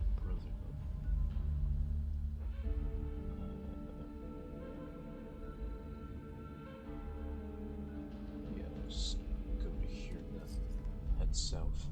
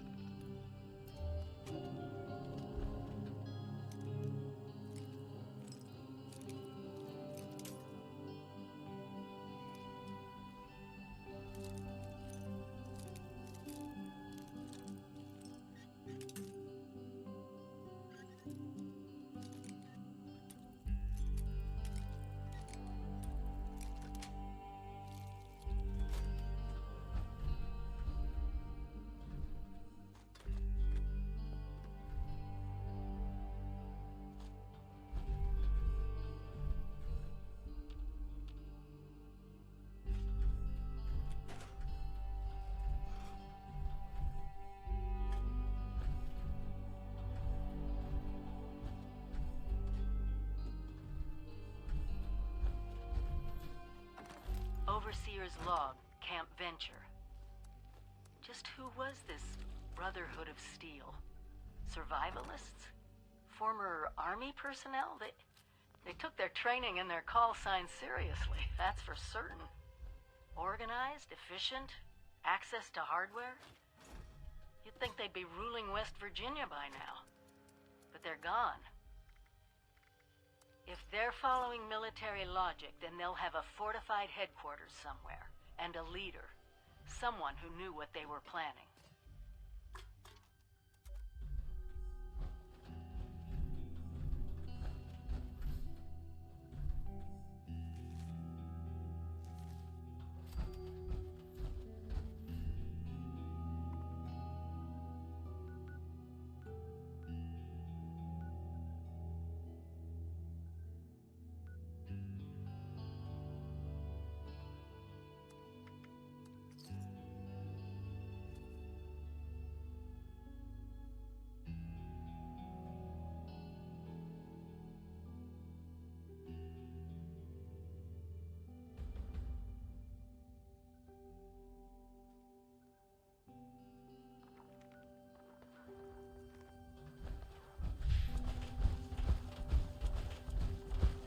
Welcome to the Watoga Civic Center.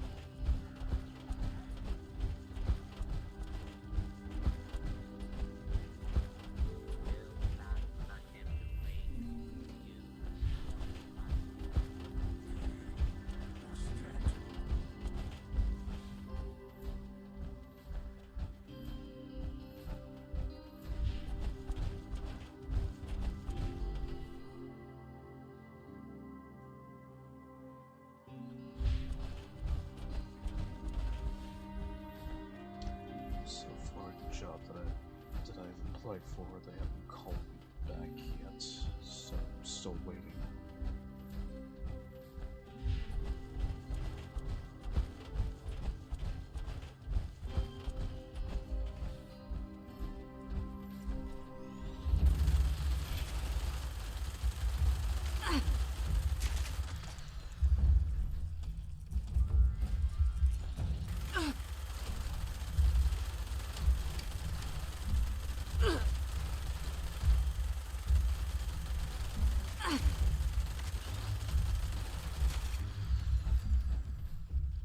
Well, they were awfully strong. Well, they were awfully strong at the first bit.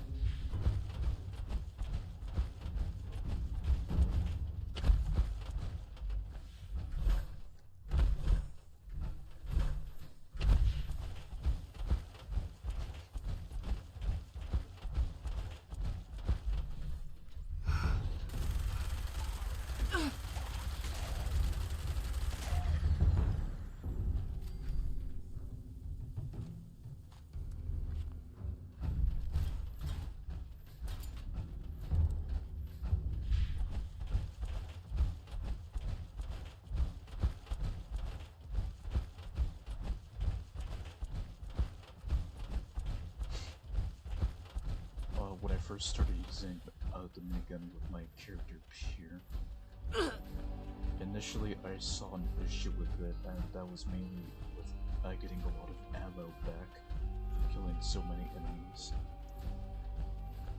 Turns out that it eats up a lot of ammo, and you're just gonna have to get used to making more. But I got back into it recently because I had the right perks to make a lot of ammo to the point where I didn't have to worry about losing so much ammo anymore, since it didn't really matter. As long as I was able to make a lot of it, then it shouldn't really matter if I lose a lot of ammo or not when using heavy guns.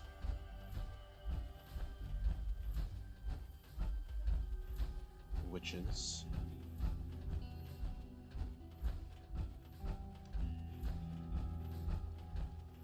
I'm listening.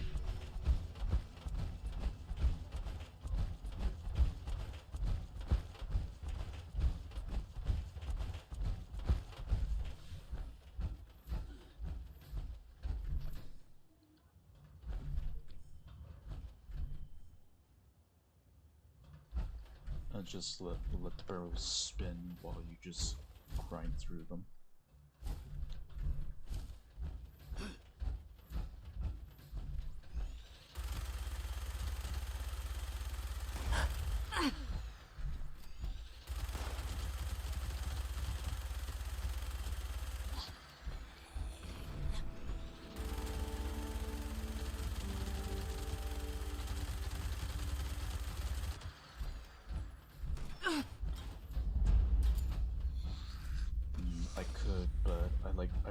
fighting friendly long distance than up close.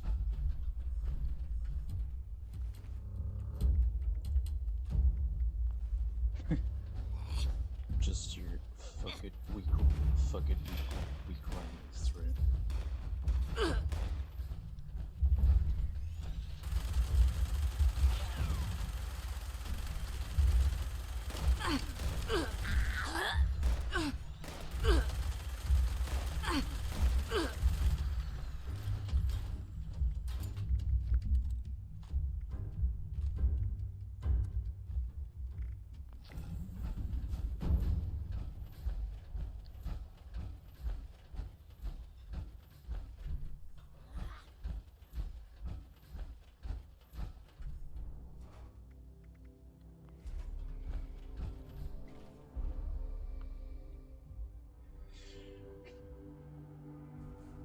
I haven't really tried that for myself.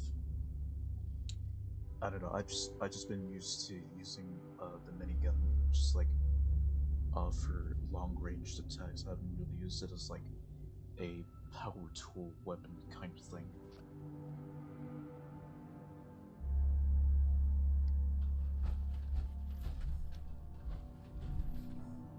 Wait.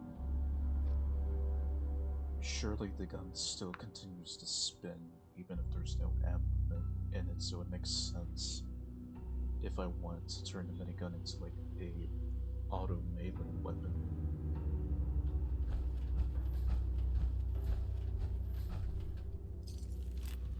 And learn about the truth that they've been fucked.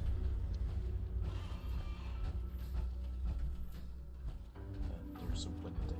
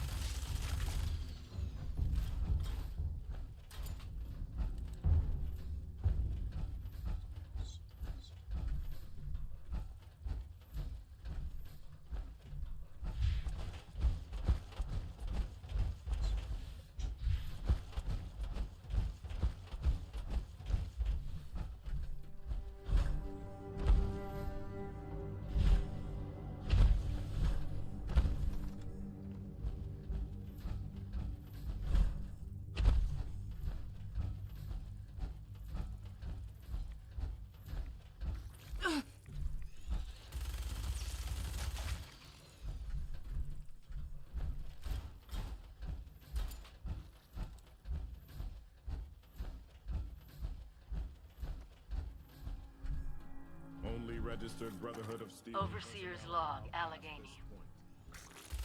A mental asylum as a last stand against the Scorched. Brave, crazy, and crazy brave. The Army way. At least I'm pretty sure the Brotherhood had former U.S. Army members, judging by the security systems. If only they had survived. What I wouldn't give to have a few of America's finest watching my back right now. As it is, I'll have to find out how they were planning to combat the Scorched on my own. Once I can figure out a way through these doors.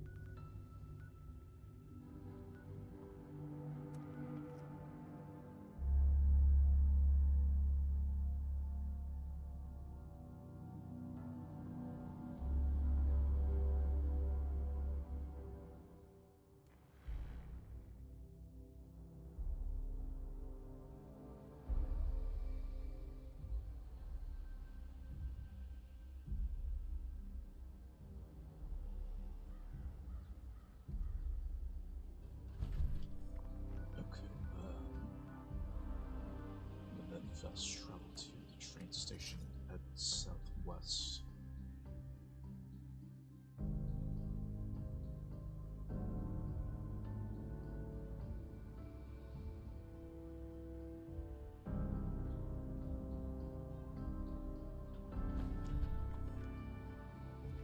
Sunny makes a good hoagie.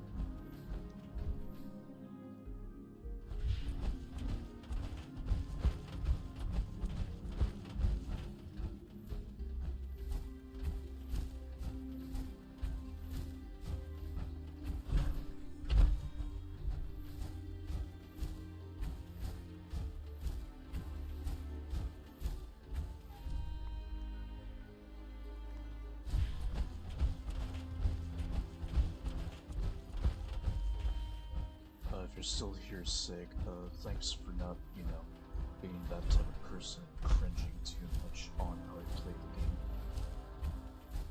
Appreciate it.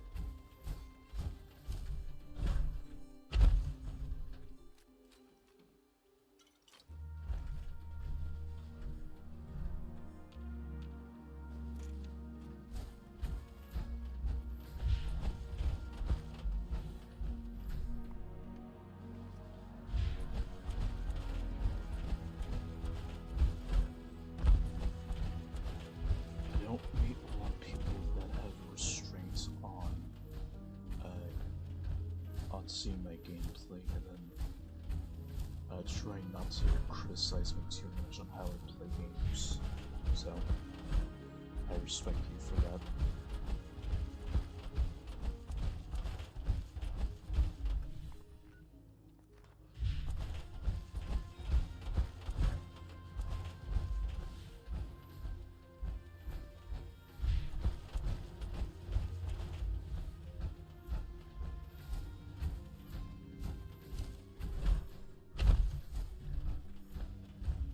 Right, but this quest is just gonna be annoying. So I can take the damn clothes off. Let's look for the quest line's requirements.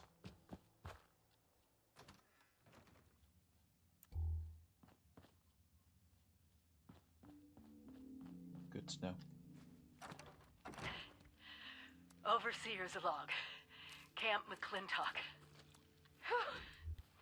Maybe I'm going crazy, but it was nice to put on the uniform and play pretend with a bunch of robot drill sergeants. I actually think I learned a thing or two about marksmanship. I wonder, now that I'm in the Army, is my official title Overseer Private or Private Overseer? Oh, time to see if I can fool a few automated identification systems.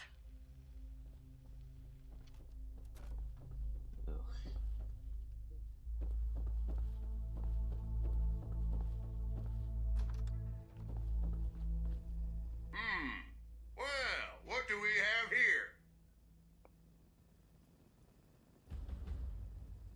What in the holy name of... You are out of uniform, cadet. And with no uniform voucher, you will return in Army fatigues and helmet, or you will not return at all! Yeah, I just want to get this out of the way as quick as I can.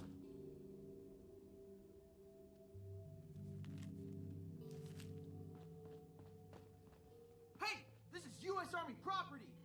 Or what's left of it.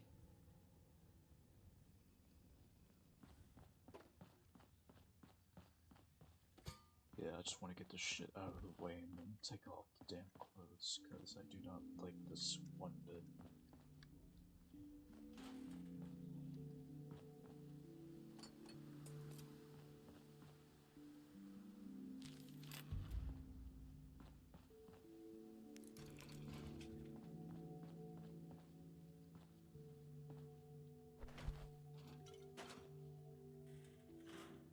And I gotta mute again.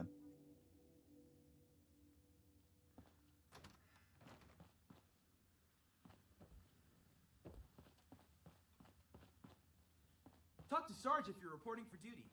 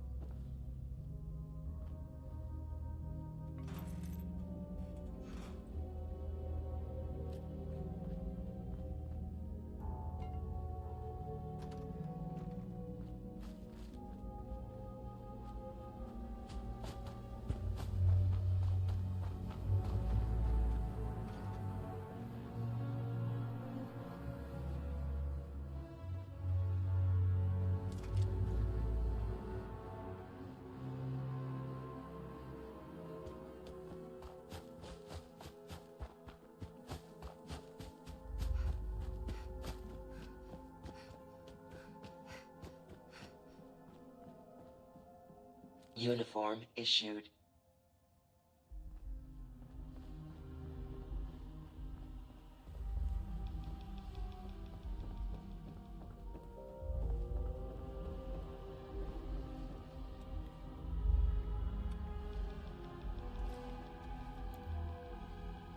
Now that's what I like to see. All dolled up and ready to die for your country. There are 3 training exercises you'll need to complete. Marksmanship, agility, and patriotism. Our courses, like all things in the great territory of Appalachia, are automated, so you overpromoted mammals can do them as you see fit. Complete the courses to my satisfaction, and we'll get you moved on to the real test. Dismissed!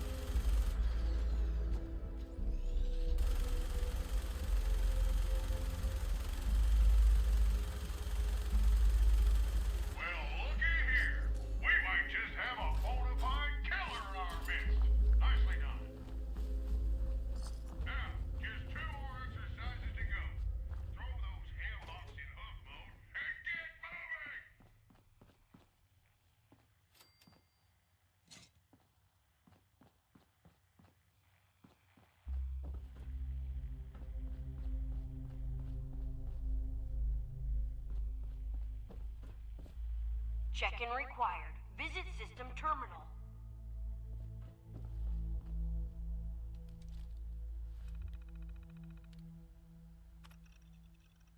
Being able to step out of commie could be the difference between life and death for you and your family. Interrogate My favorite holiday? Well, that'd have to be the 4th of July.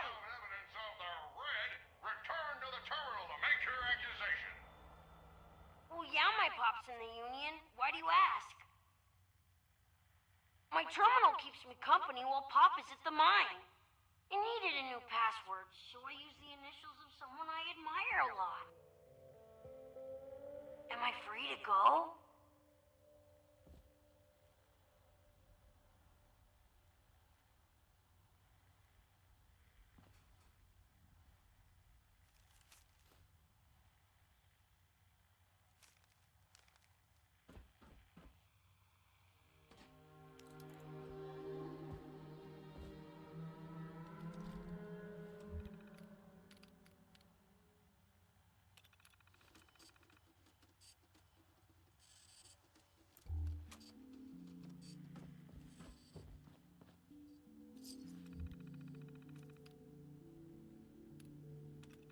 Impressive work, Cadet.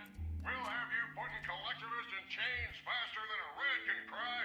Cripes, are those chains?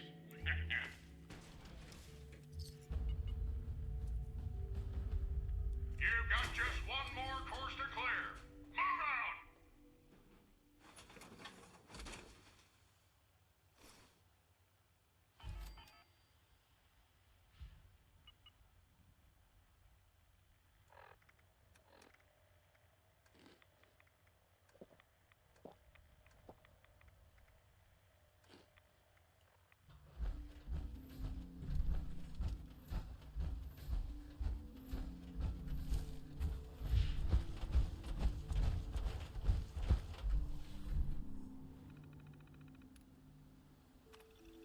Get on your dancing shoes, Stinsack. You're stepping onto my agility course. You are to clear each of the specified obstacles as fast as your mud kickers will carry you. Now ready up! Move, move, move!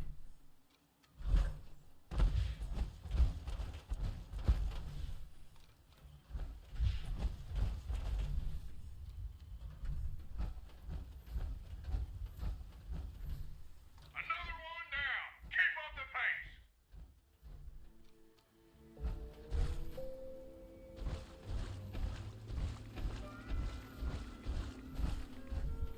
Still more to go.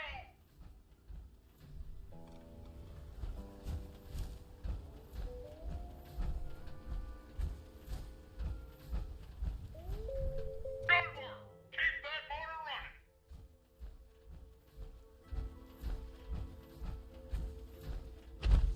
Not flagging on me already, are ya?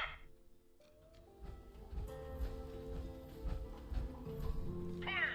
On to the next one.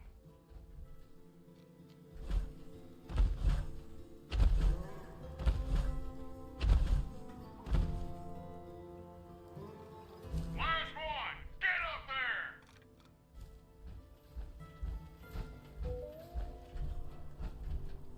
Do my sensors deceive me? Because I thought I saw an honest-to-Pepsi soldier running my agility course just now. Nicely done.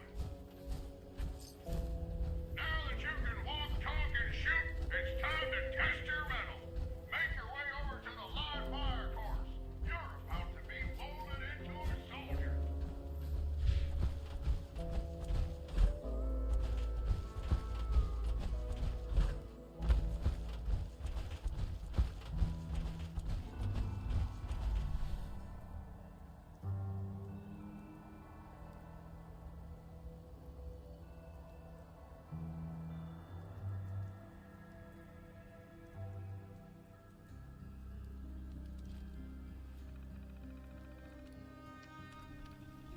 Attention! All cadets waiting to complete the live fire training course should grab their favorite firearm and proceed to the training site. That is all.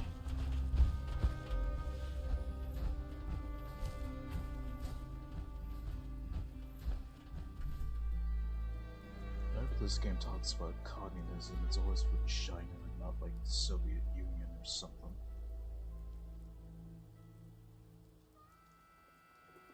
Heads on swivels, cadets. Sounds like there's commies coming for you. Put them down! I guess in the Fallout universe, the Soviets would be defeated, but China would continue on.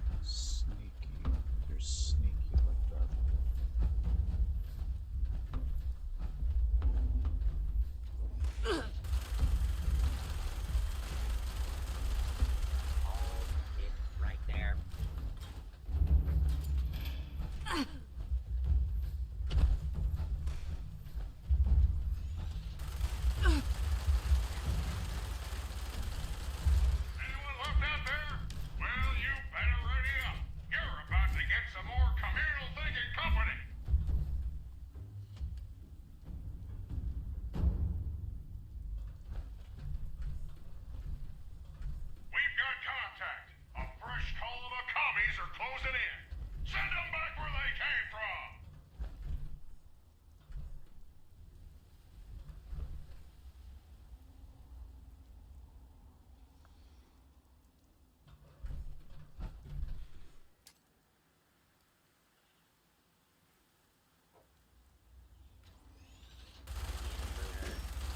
Identify yourself.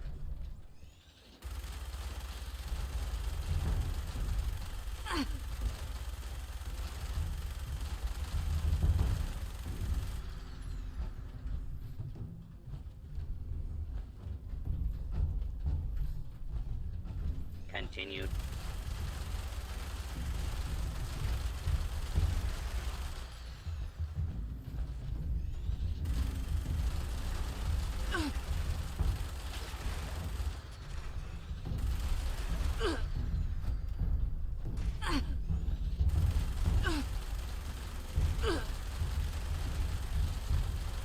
Another batch down. Clean yourselves up quick. You're due for more visitors.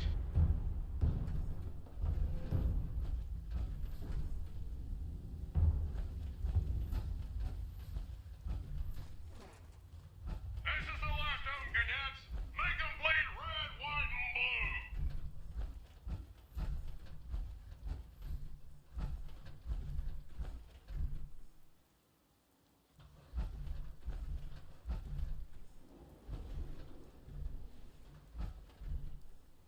Is that someone who needs me to kick their ass?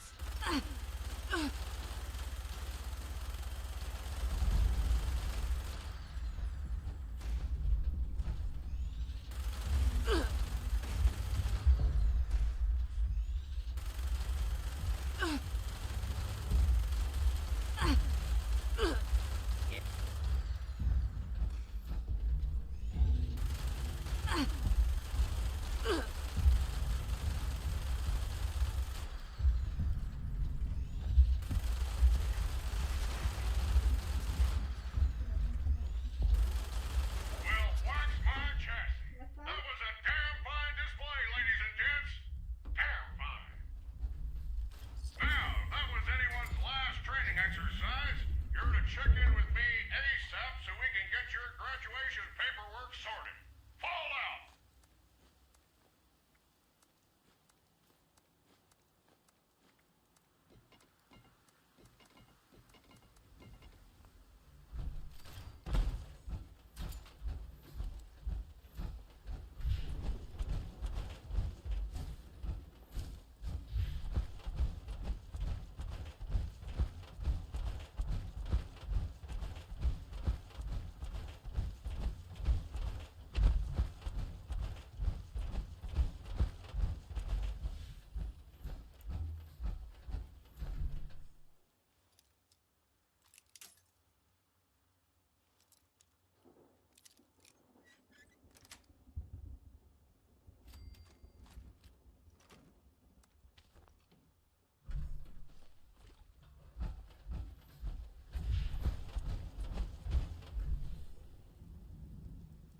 Need a piece, so I'll be right back.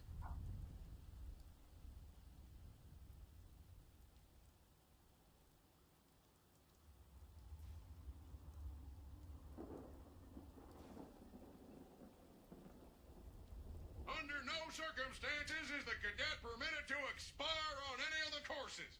Is that understood?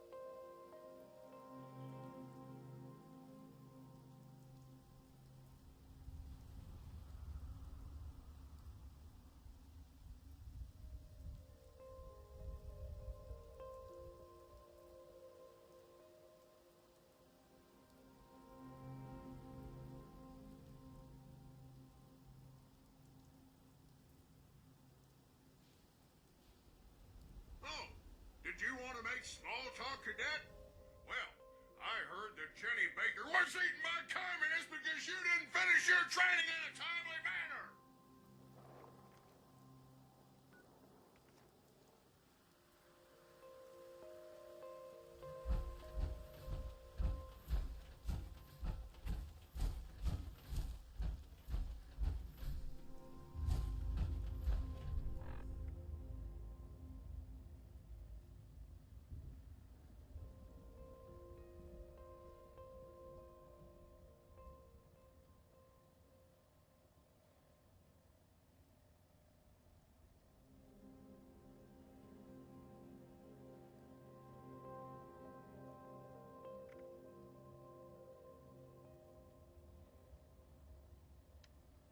Some random enemy, I guess, kind of shot me to death. Kind of weird.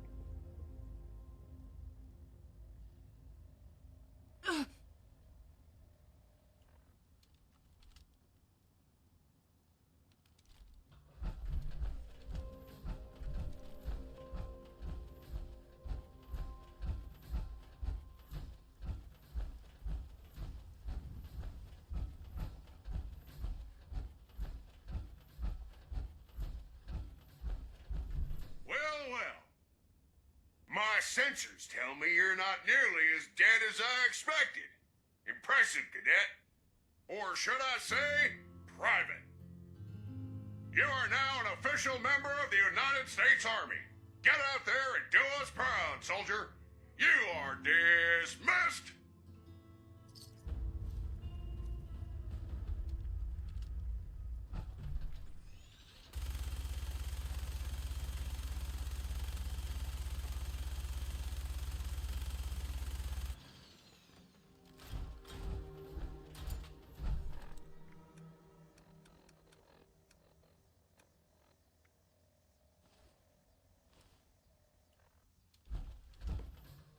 Ho! You're trespassing! I think.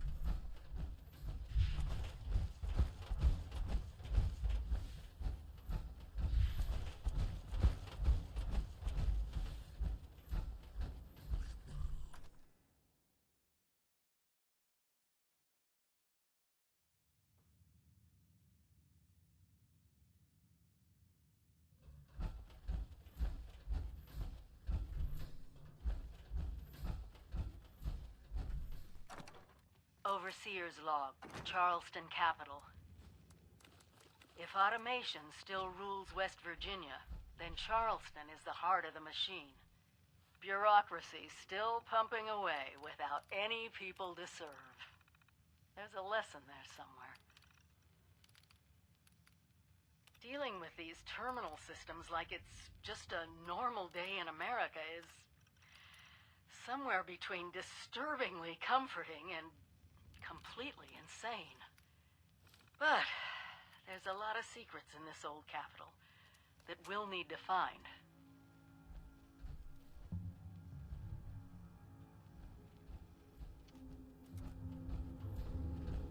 Patrons are required to take a number and wait for the automated number terminal to call their number before being serviced. Have a nice day. C-39. Calling C-39.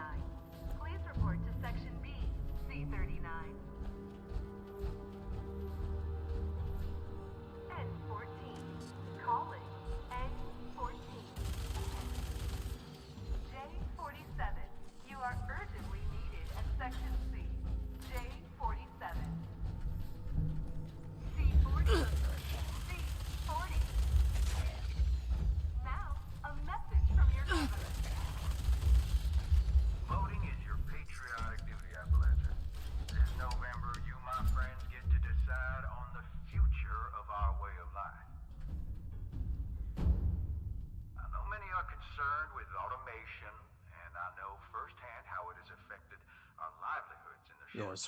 sorry that I keep muting my mic a lot. Just I just deal with background noise a lot, primarily from my family and shit. So it's the reason why I mute my mic a lot, just because sometimes I don't know when to shut the fuck up. N15. Calling N15. Last chance. N15. C41. C41. C41. C41. C interrupting for an important warning. Fraud is a serious crime. Make sure all forms are filled out accurately. Remember, only a commie commits fraud. N15. I wouldn't be so sure about that, man. N15. Last chance. N15. C12. C12. Now calling C12. J47. Again, you are urgently needed at Section C. C44. Calling C44. Please report to Section B. C42. Calling C42. C42. Greetings, C42. DMV AT21C. Form identified. Scanning. Processing. Continued processing. Proof of Charleston. Residency required. Mail must have a valid U.S. Postal Service postmark. Have a nice day.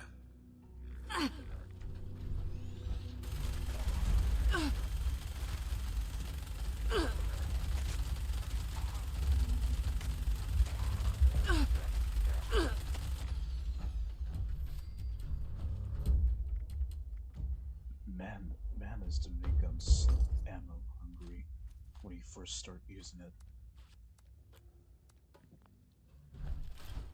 Which is why I rely on the ammo factory or extra ammo perks that allow me to make more ammo than what I usually can make.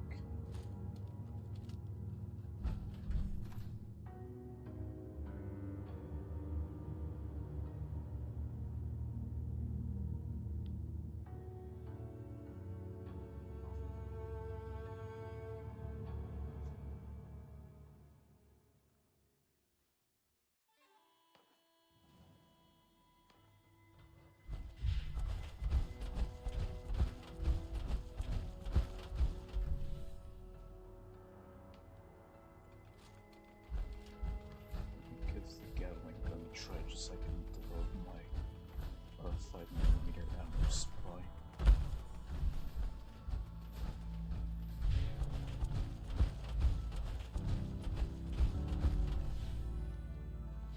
Still in good condition.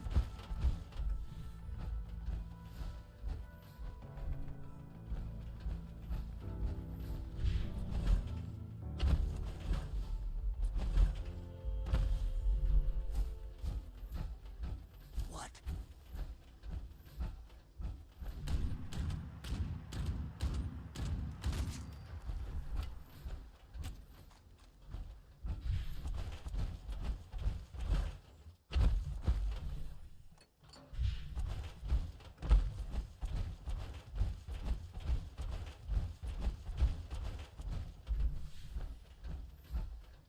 Also, was that a little Rick and Morty reference right there?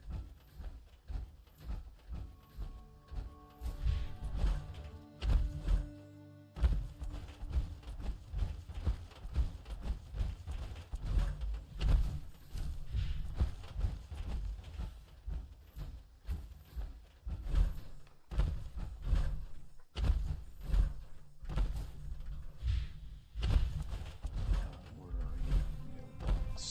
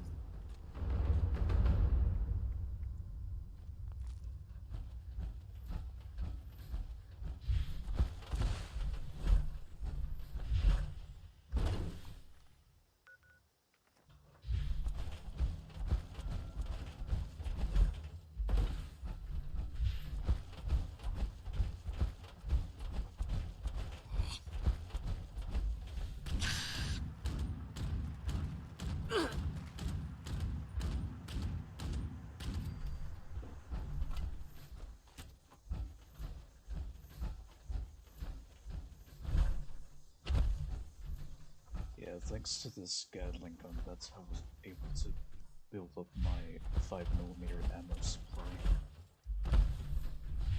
So it uses way less ammo at a time.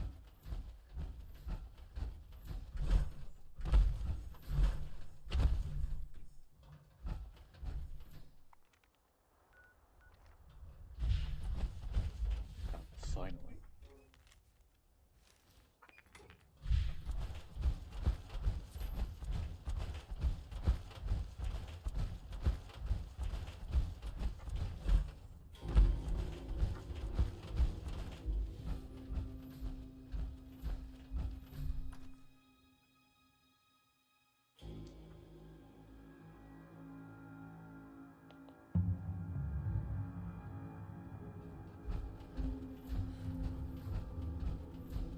Greetings, C-42. Male identified. Scanning. Scanning. 1203 Grape Street. Does not match address on DMV AT21C. Mrs. Resident. Acquire DMV AT21C-V. Authorization from Charleston Courthouse. Have a nice day.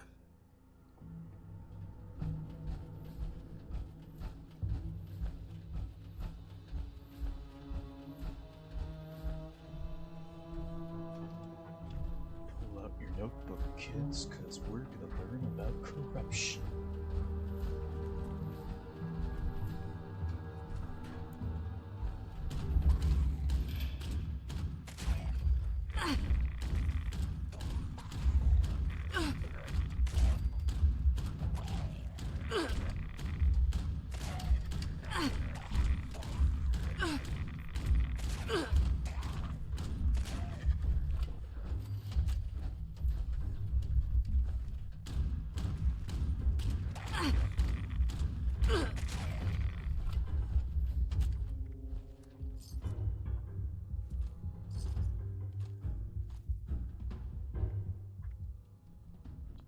Yeah, I'm definitely getting like a lot more ammo. So if anything, the Gatling gun's a good heavy gun to use if you want to stock up on ammo to eventually go back to the minigun, so that you don't have to worry about ammo loss much once you get your ammo production perks much higher level. But of course you already know that, Sig.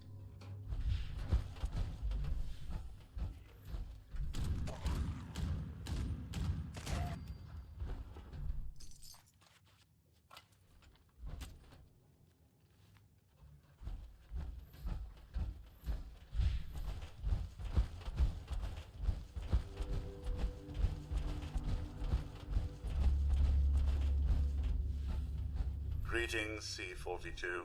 Male identified. Scanning. Scanning. 1203 Grape Street. Does not match address on DMV AT21C. Mrs. Resident.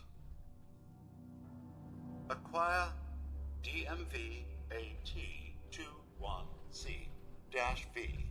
Authorization from Charleston Courthouse. Have a nice day. And the quest is broken. Greetings, C-42. DMV AT21C-V. Recognized. Processing. Processing. All required paperwork for ID renewal is in order. Error. Department B is for renewals only. Department C is designated for new IDs. Have a nice day. Greetings. Department C requires patron to re-queue to be helped. Grab a new number and wait in our well-appointed lobby until it is called. Have a nice day. You are 21 years overdue. Please report to Section C.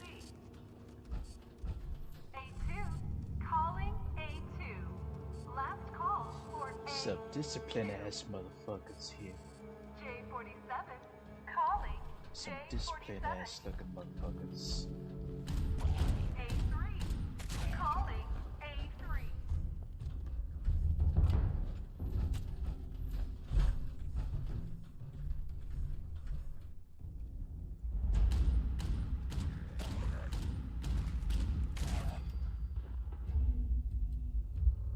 So what you get when you have the DMV and Waffle House? This. Plus the obvious radiated enemies and such.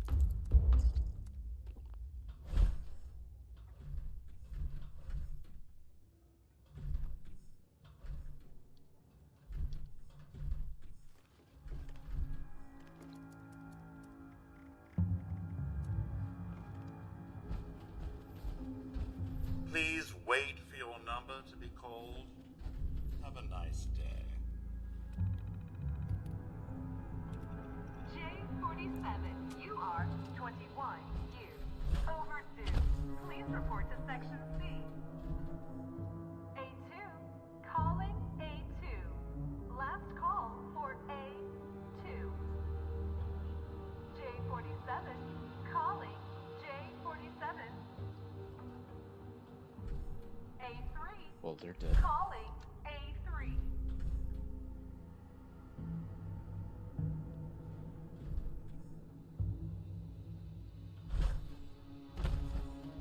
Department C is currently busy.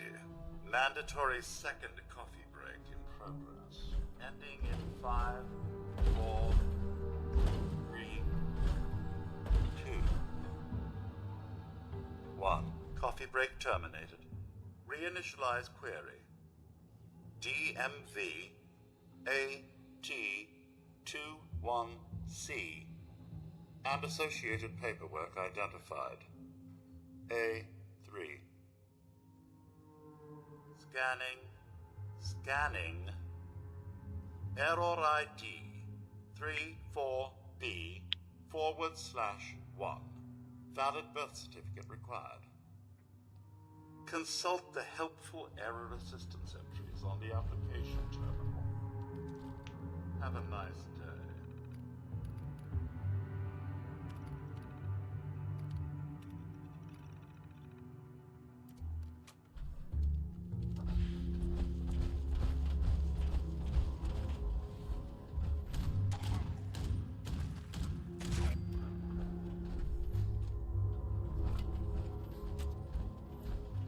Yeah, I'm just getting all the hit guns today, aren't I? Even though this is my last Fallout 76 stream.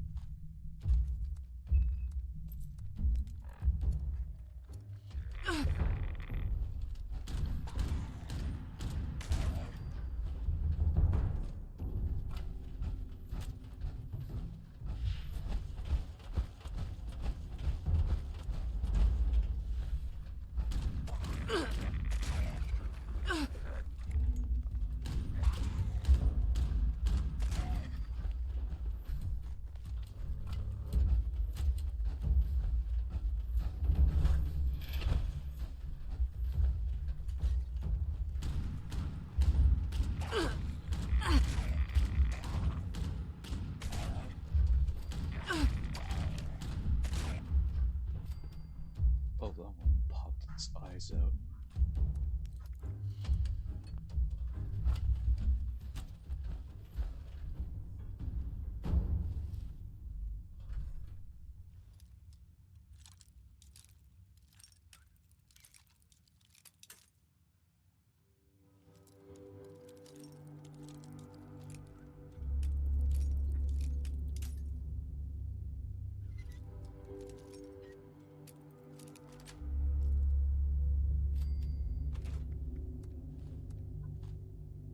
Aha. And uncovered.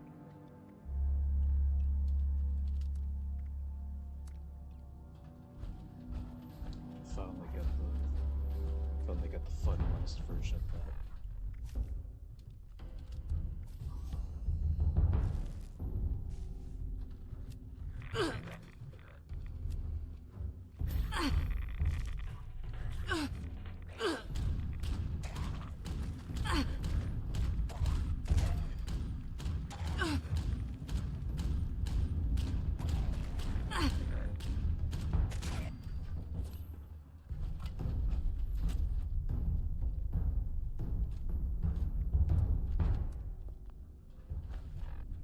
Okay.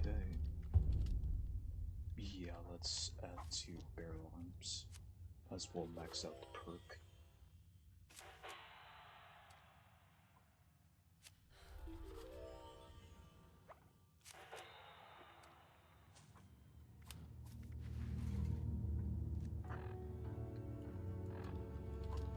And now I'm no longer encumbered by anything else. What is it? 3, 7, 9, 11, 14. So, max out.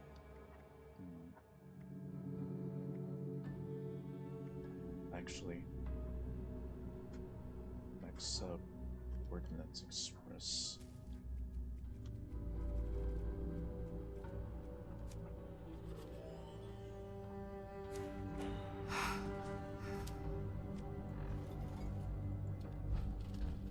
Energy ammo, and now explosive ammo weighs even less.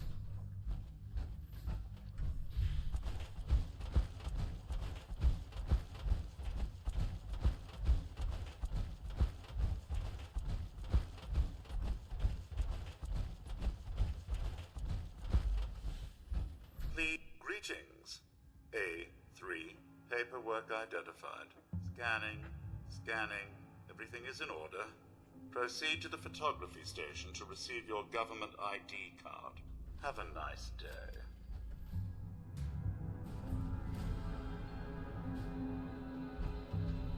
Okay, I have. It's probably because I'm on it, because of my team, but I leveled up pretty quick in the stream. Mainly because I was just focusing on completing quests and stuff. But yeah, I leveled up pretty quickly.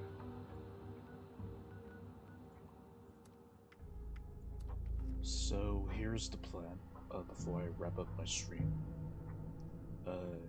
Complete recruitment blues.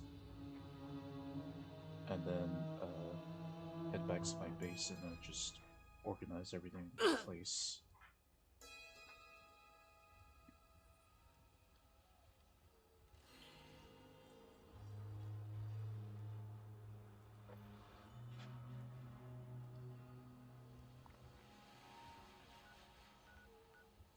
So, back to full defiance.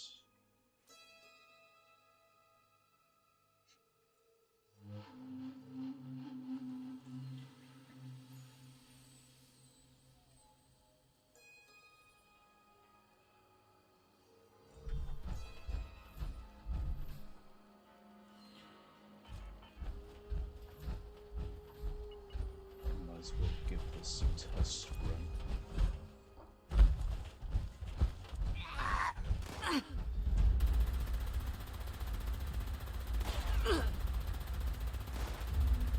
No.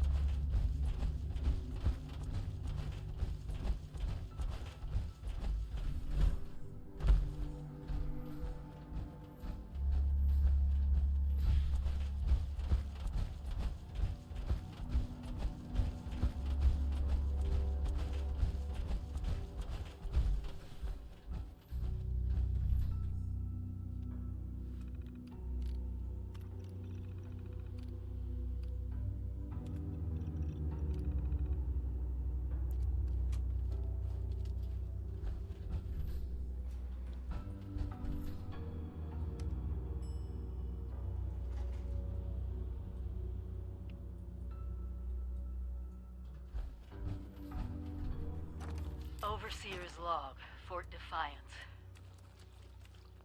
The more I travel this godforsaken wasteland, the more I realize what truly destroyed West Virginia, and what destroyed any chance the survivors had of actually surviving.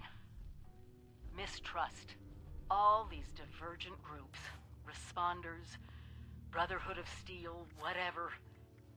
Separately, they had everything necessary to beat the odds. Brains, brawn, and bravado to spare. And what did they do? Close ranks. Get paranoid. Refuse to work with one another. And it cost them all their lives. People of Vault 76, if you're listening, do not fall into the same trap. You find each other. You work with each other. Only together will you win.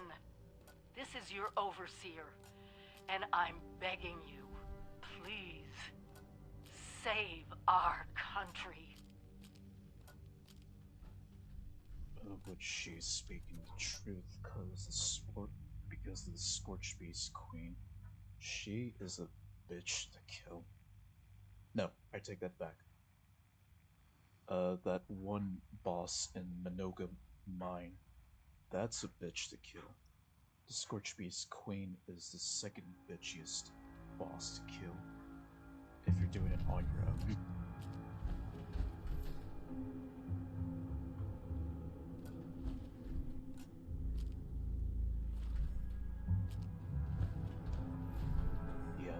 Yeah, that boss in Minoga Mine, that's fucking hard. Even if you got like, what, 24 players max together to kill it, can't even beat it on, before the time runs out. Officially the worst boss in Fallout 76, because it just takes so long to kill that fucker. It just takes so long to kill that fucker.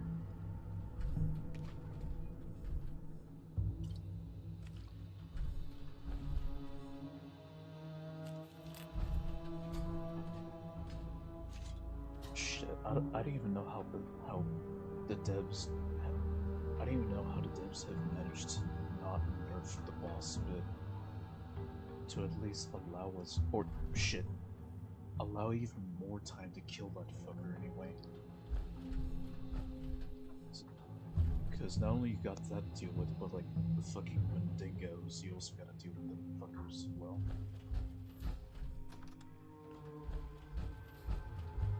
Which just makes the boss fight a giant nightmare to deal with. Okay, so this... yes. And then that quest line is now complete. Which means now I can just head back home.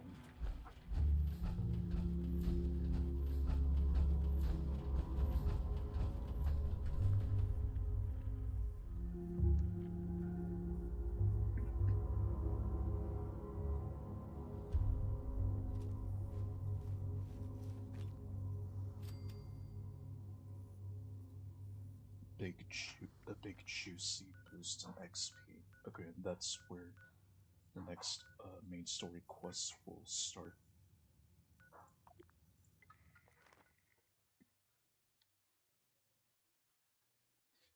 But yeah, that boss in Minoga Mine, fuck that boss. It'll make you say fuck this game quick, the moment you run out of time trying to fight that fucking thing.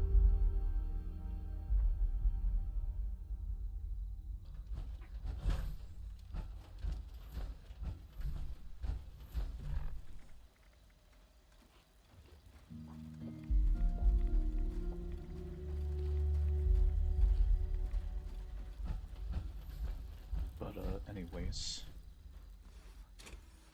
definitely gonna wrap up here, just gotta take care of some things. And then once I end the stream, that's when I'll go and uninstall the game, just so I can have room to install some new games to try out. That or reinstall Red Dead Redemption 2 and continue from where I left off. Because it's been well over a year since I've touched on Red Dead Redemption 2. And I'm still on chapter 2, the last time I played it.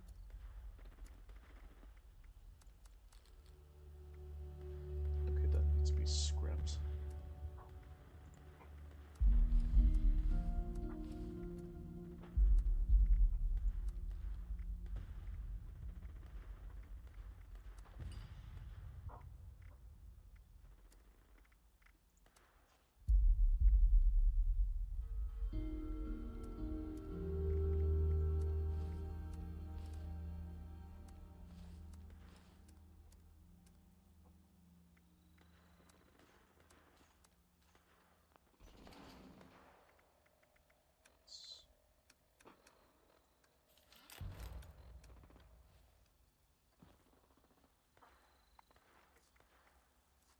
Get off the team, and just like that, that's it. This is now officially my last Fallout 76 stream for now. I don't know when I'll be coming back to the game, but just from today onwards, I'm no longer going to be streaming the game anymore.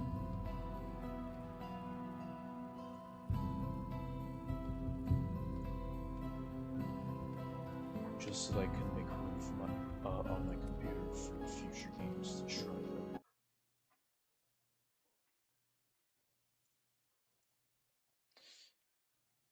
Overall, the game is pretty fun, but what kind of ruins it is just the fucking bugs and shit. And then when you really reach the end of the game, there's not really much to do besides dailies and stuff. Which is why I feel like I've kind of already peaked playing the game, so it's time to move on. So let's see who's live. I know Suki doesn't go live until much later, knowing their schedule. So let me see who's live right now. Actually, let me check who I followed first, see who's live. Oh, Dr. Debbie's live.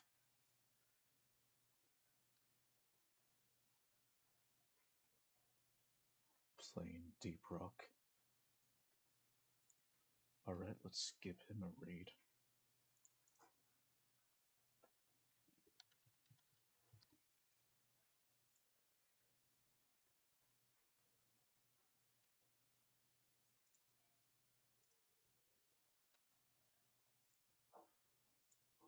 Alright, so I'll be rating Dr. Debbie, a content creator that I've been following for a while now, because of his Deep Rock Galactic videos. So let me get the raid set up. Okay. And with that, I've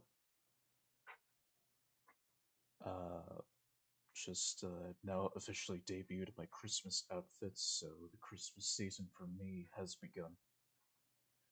So, whatever game I'll stream next, it will most likely be that game that I'm planning to debut on Player's Shelf. So expect that. But until then, I'll see you in the next stream. Take care.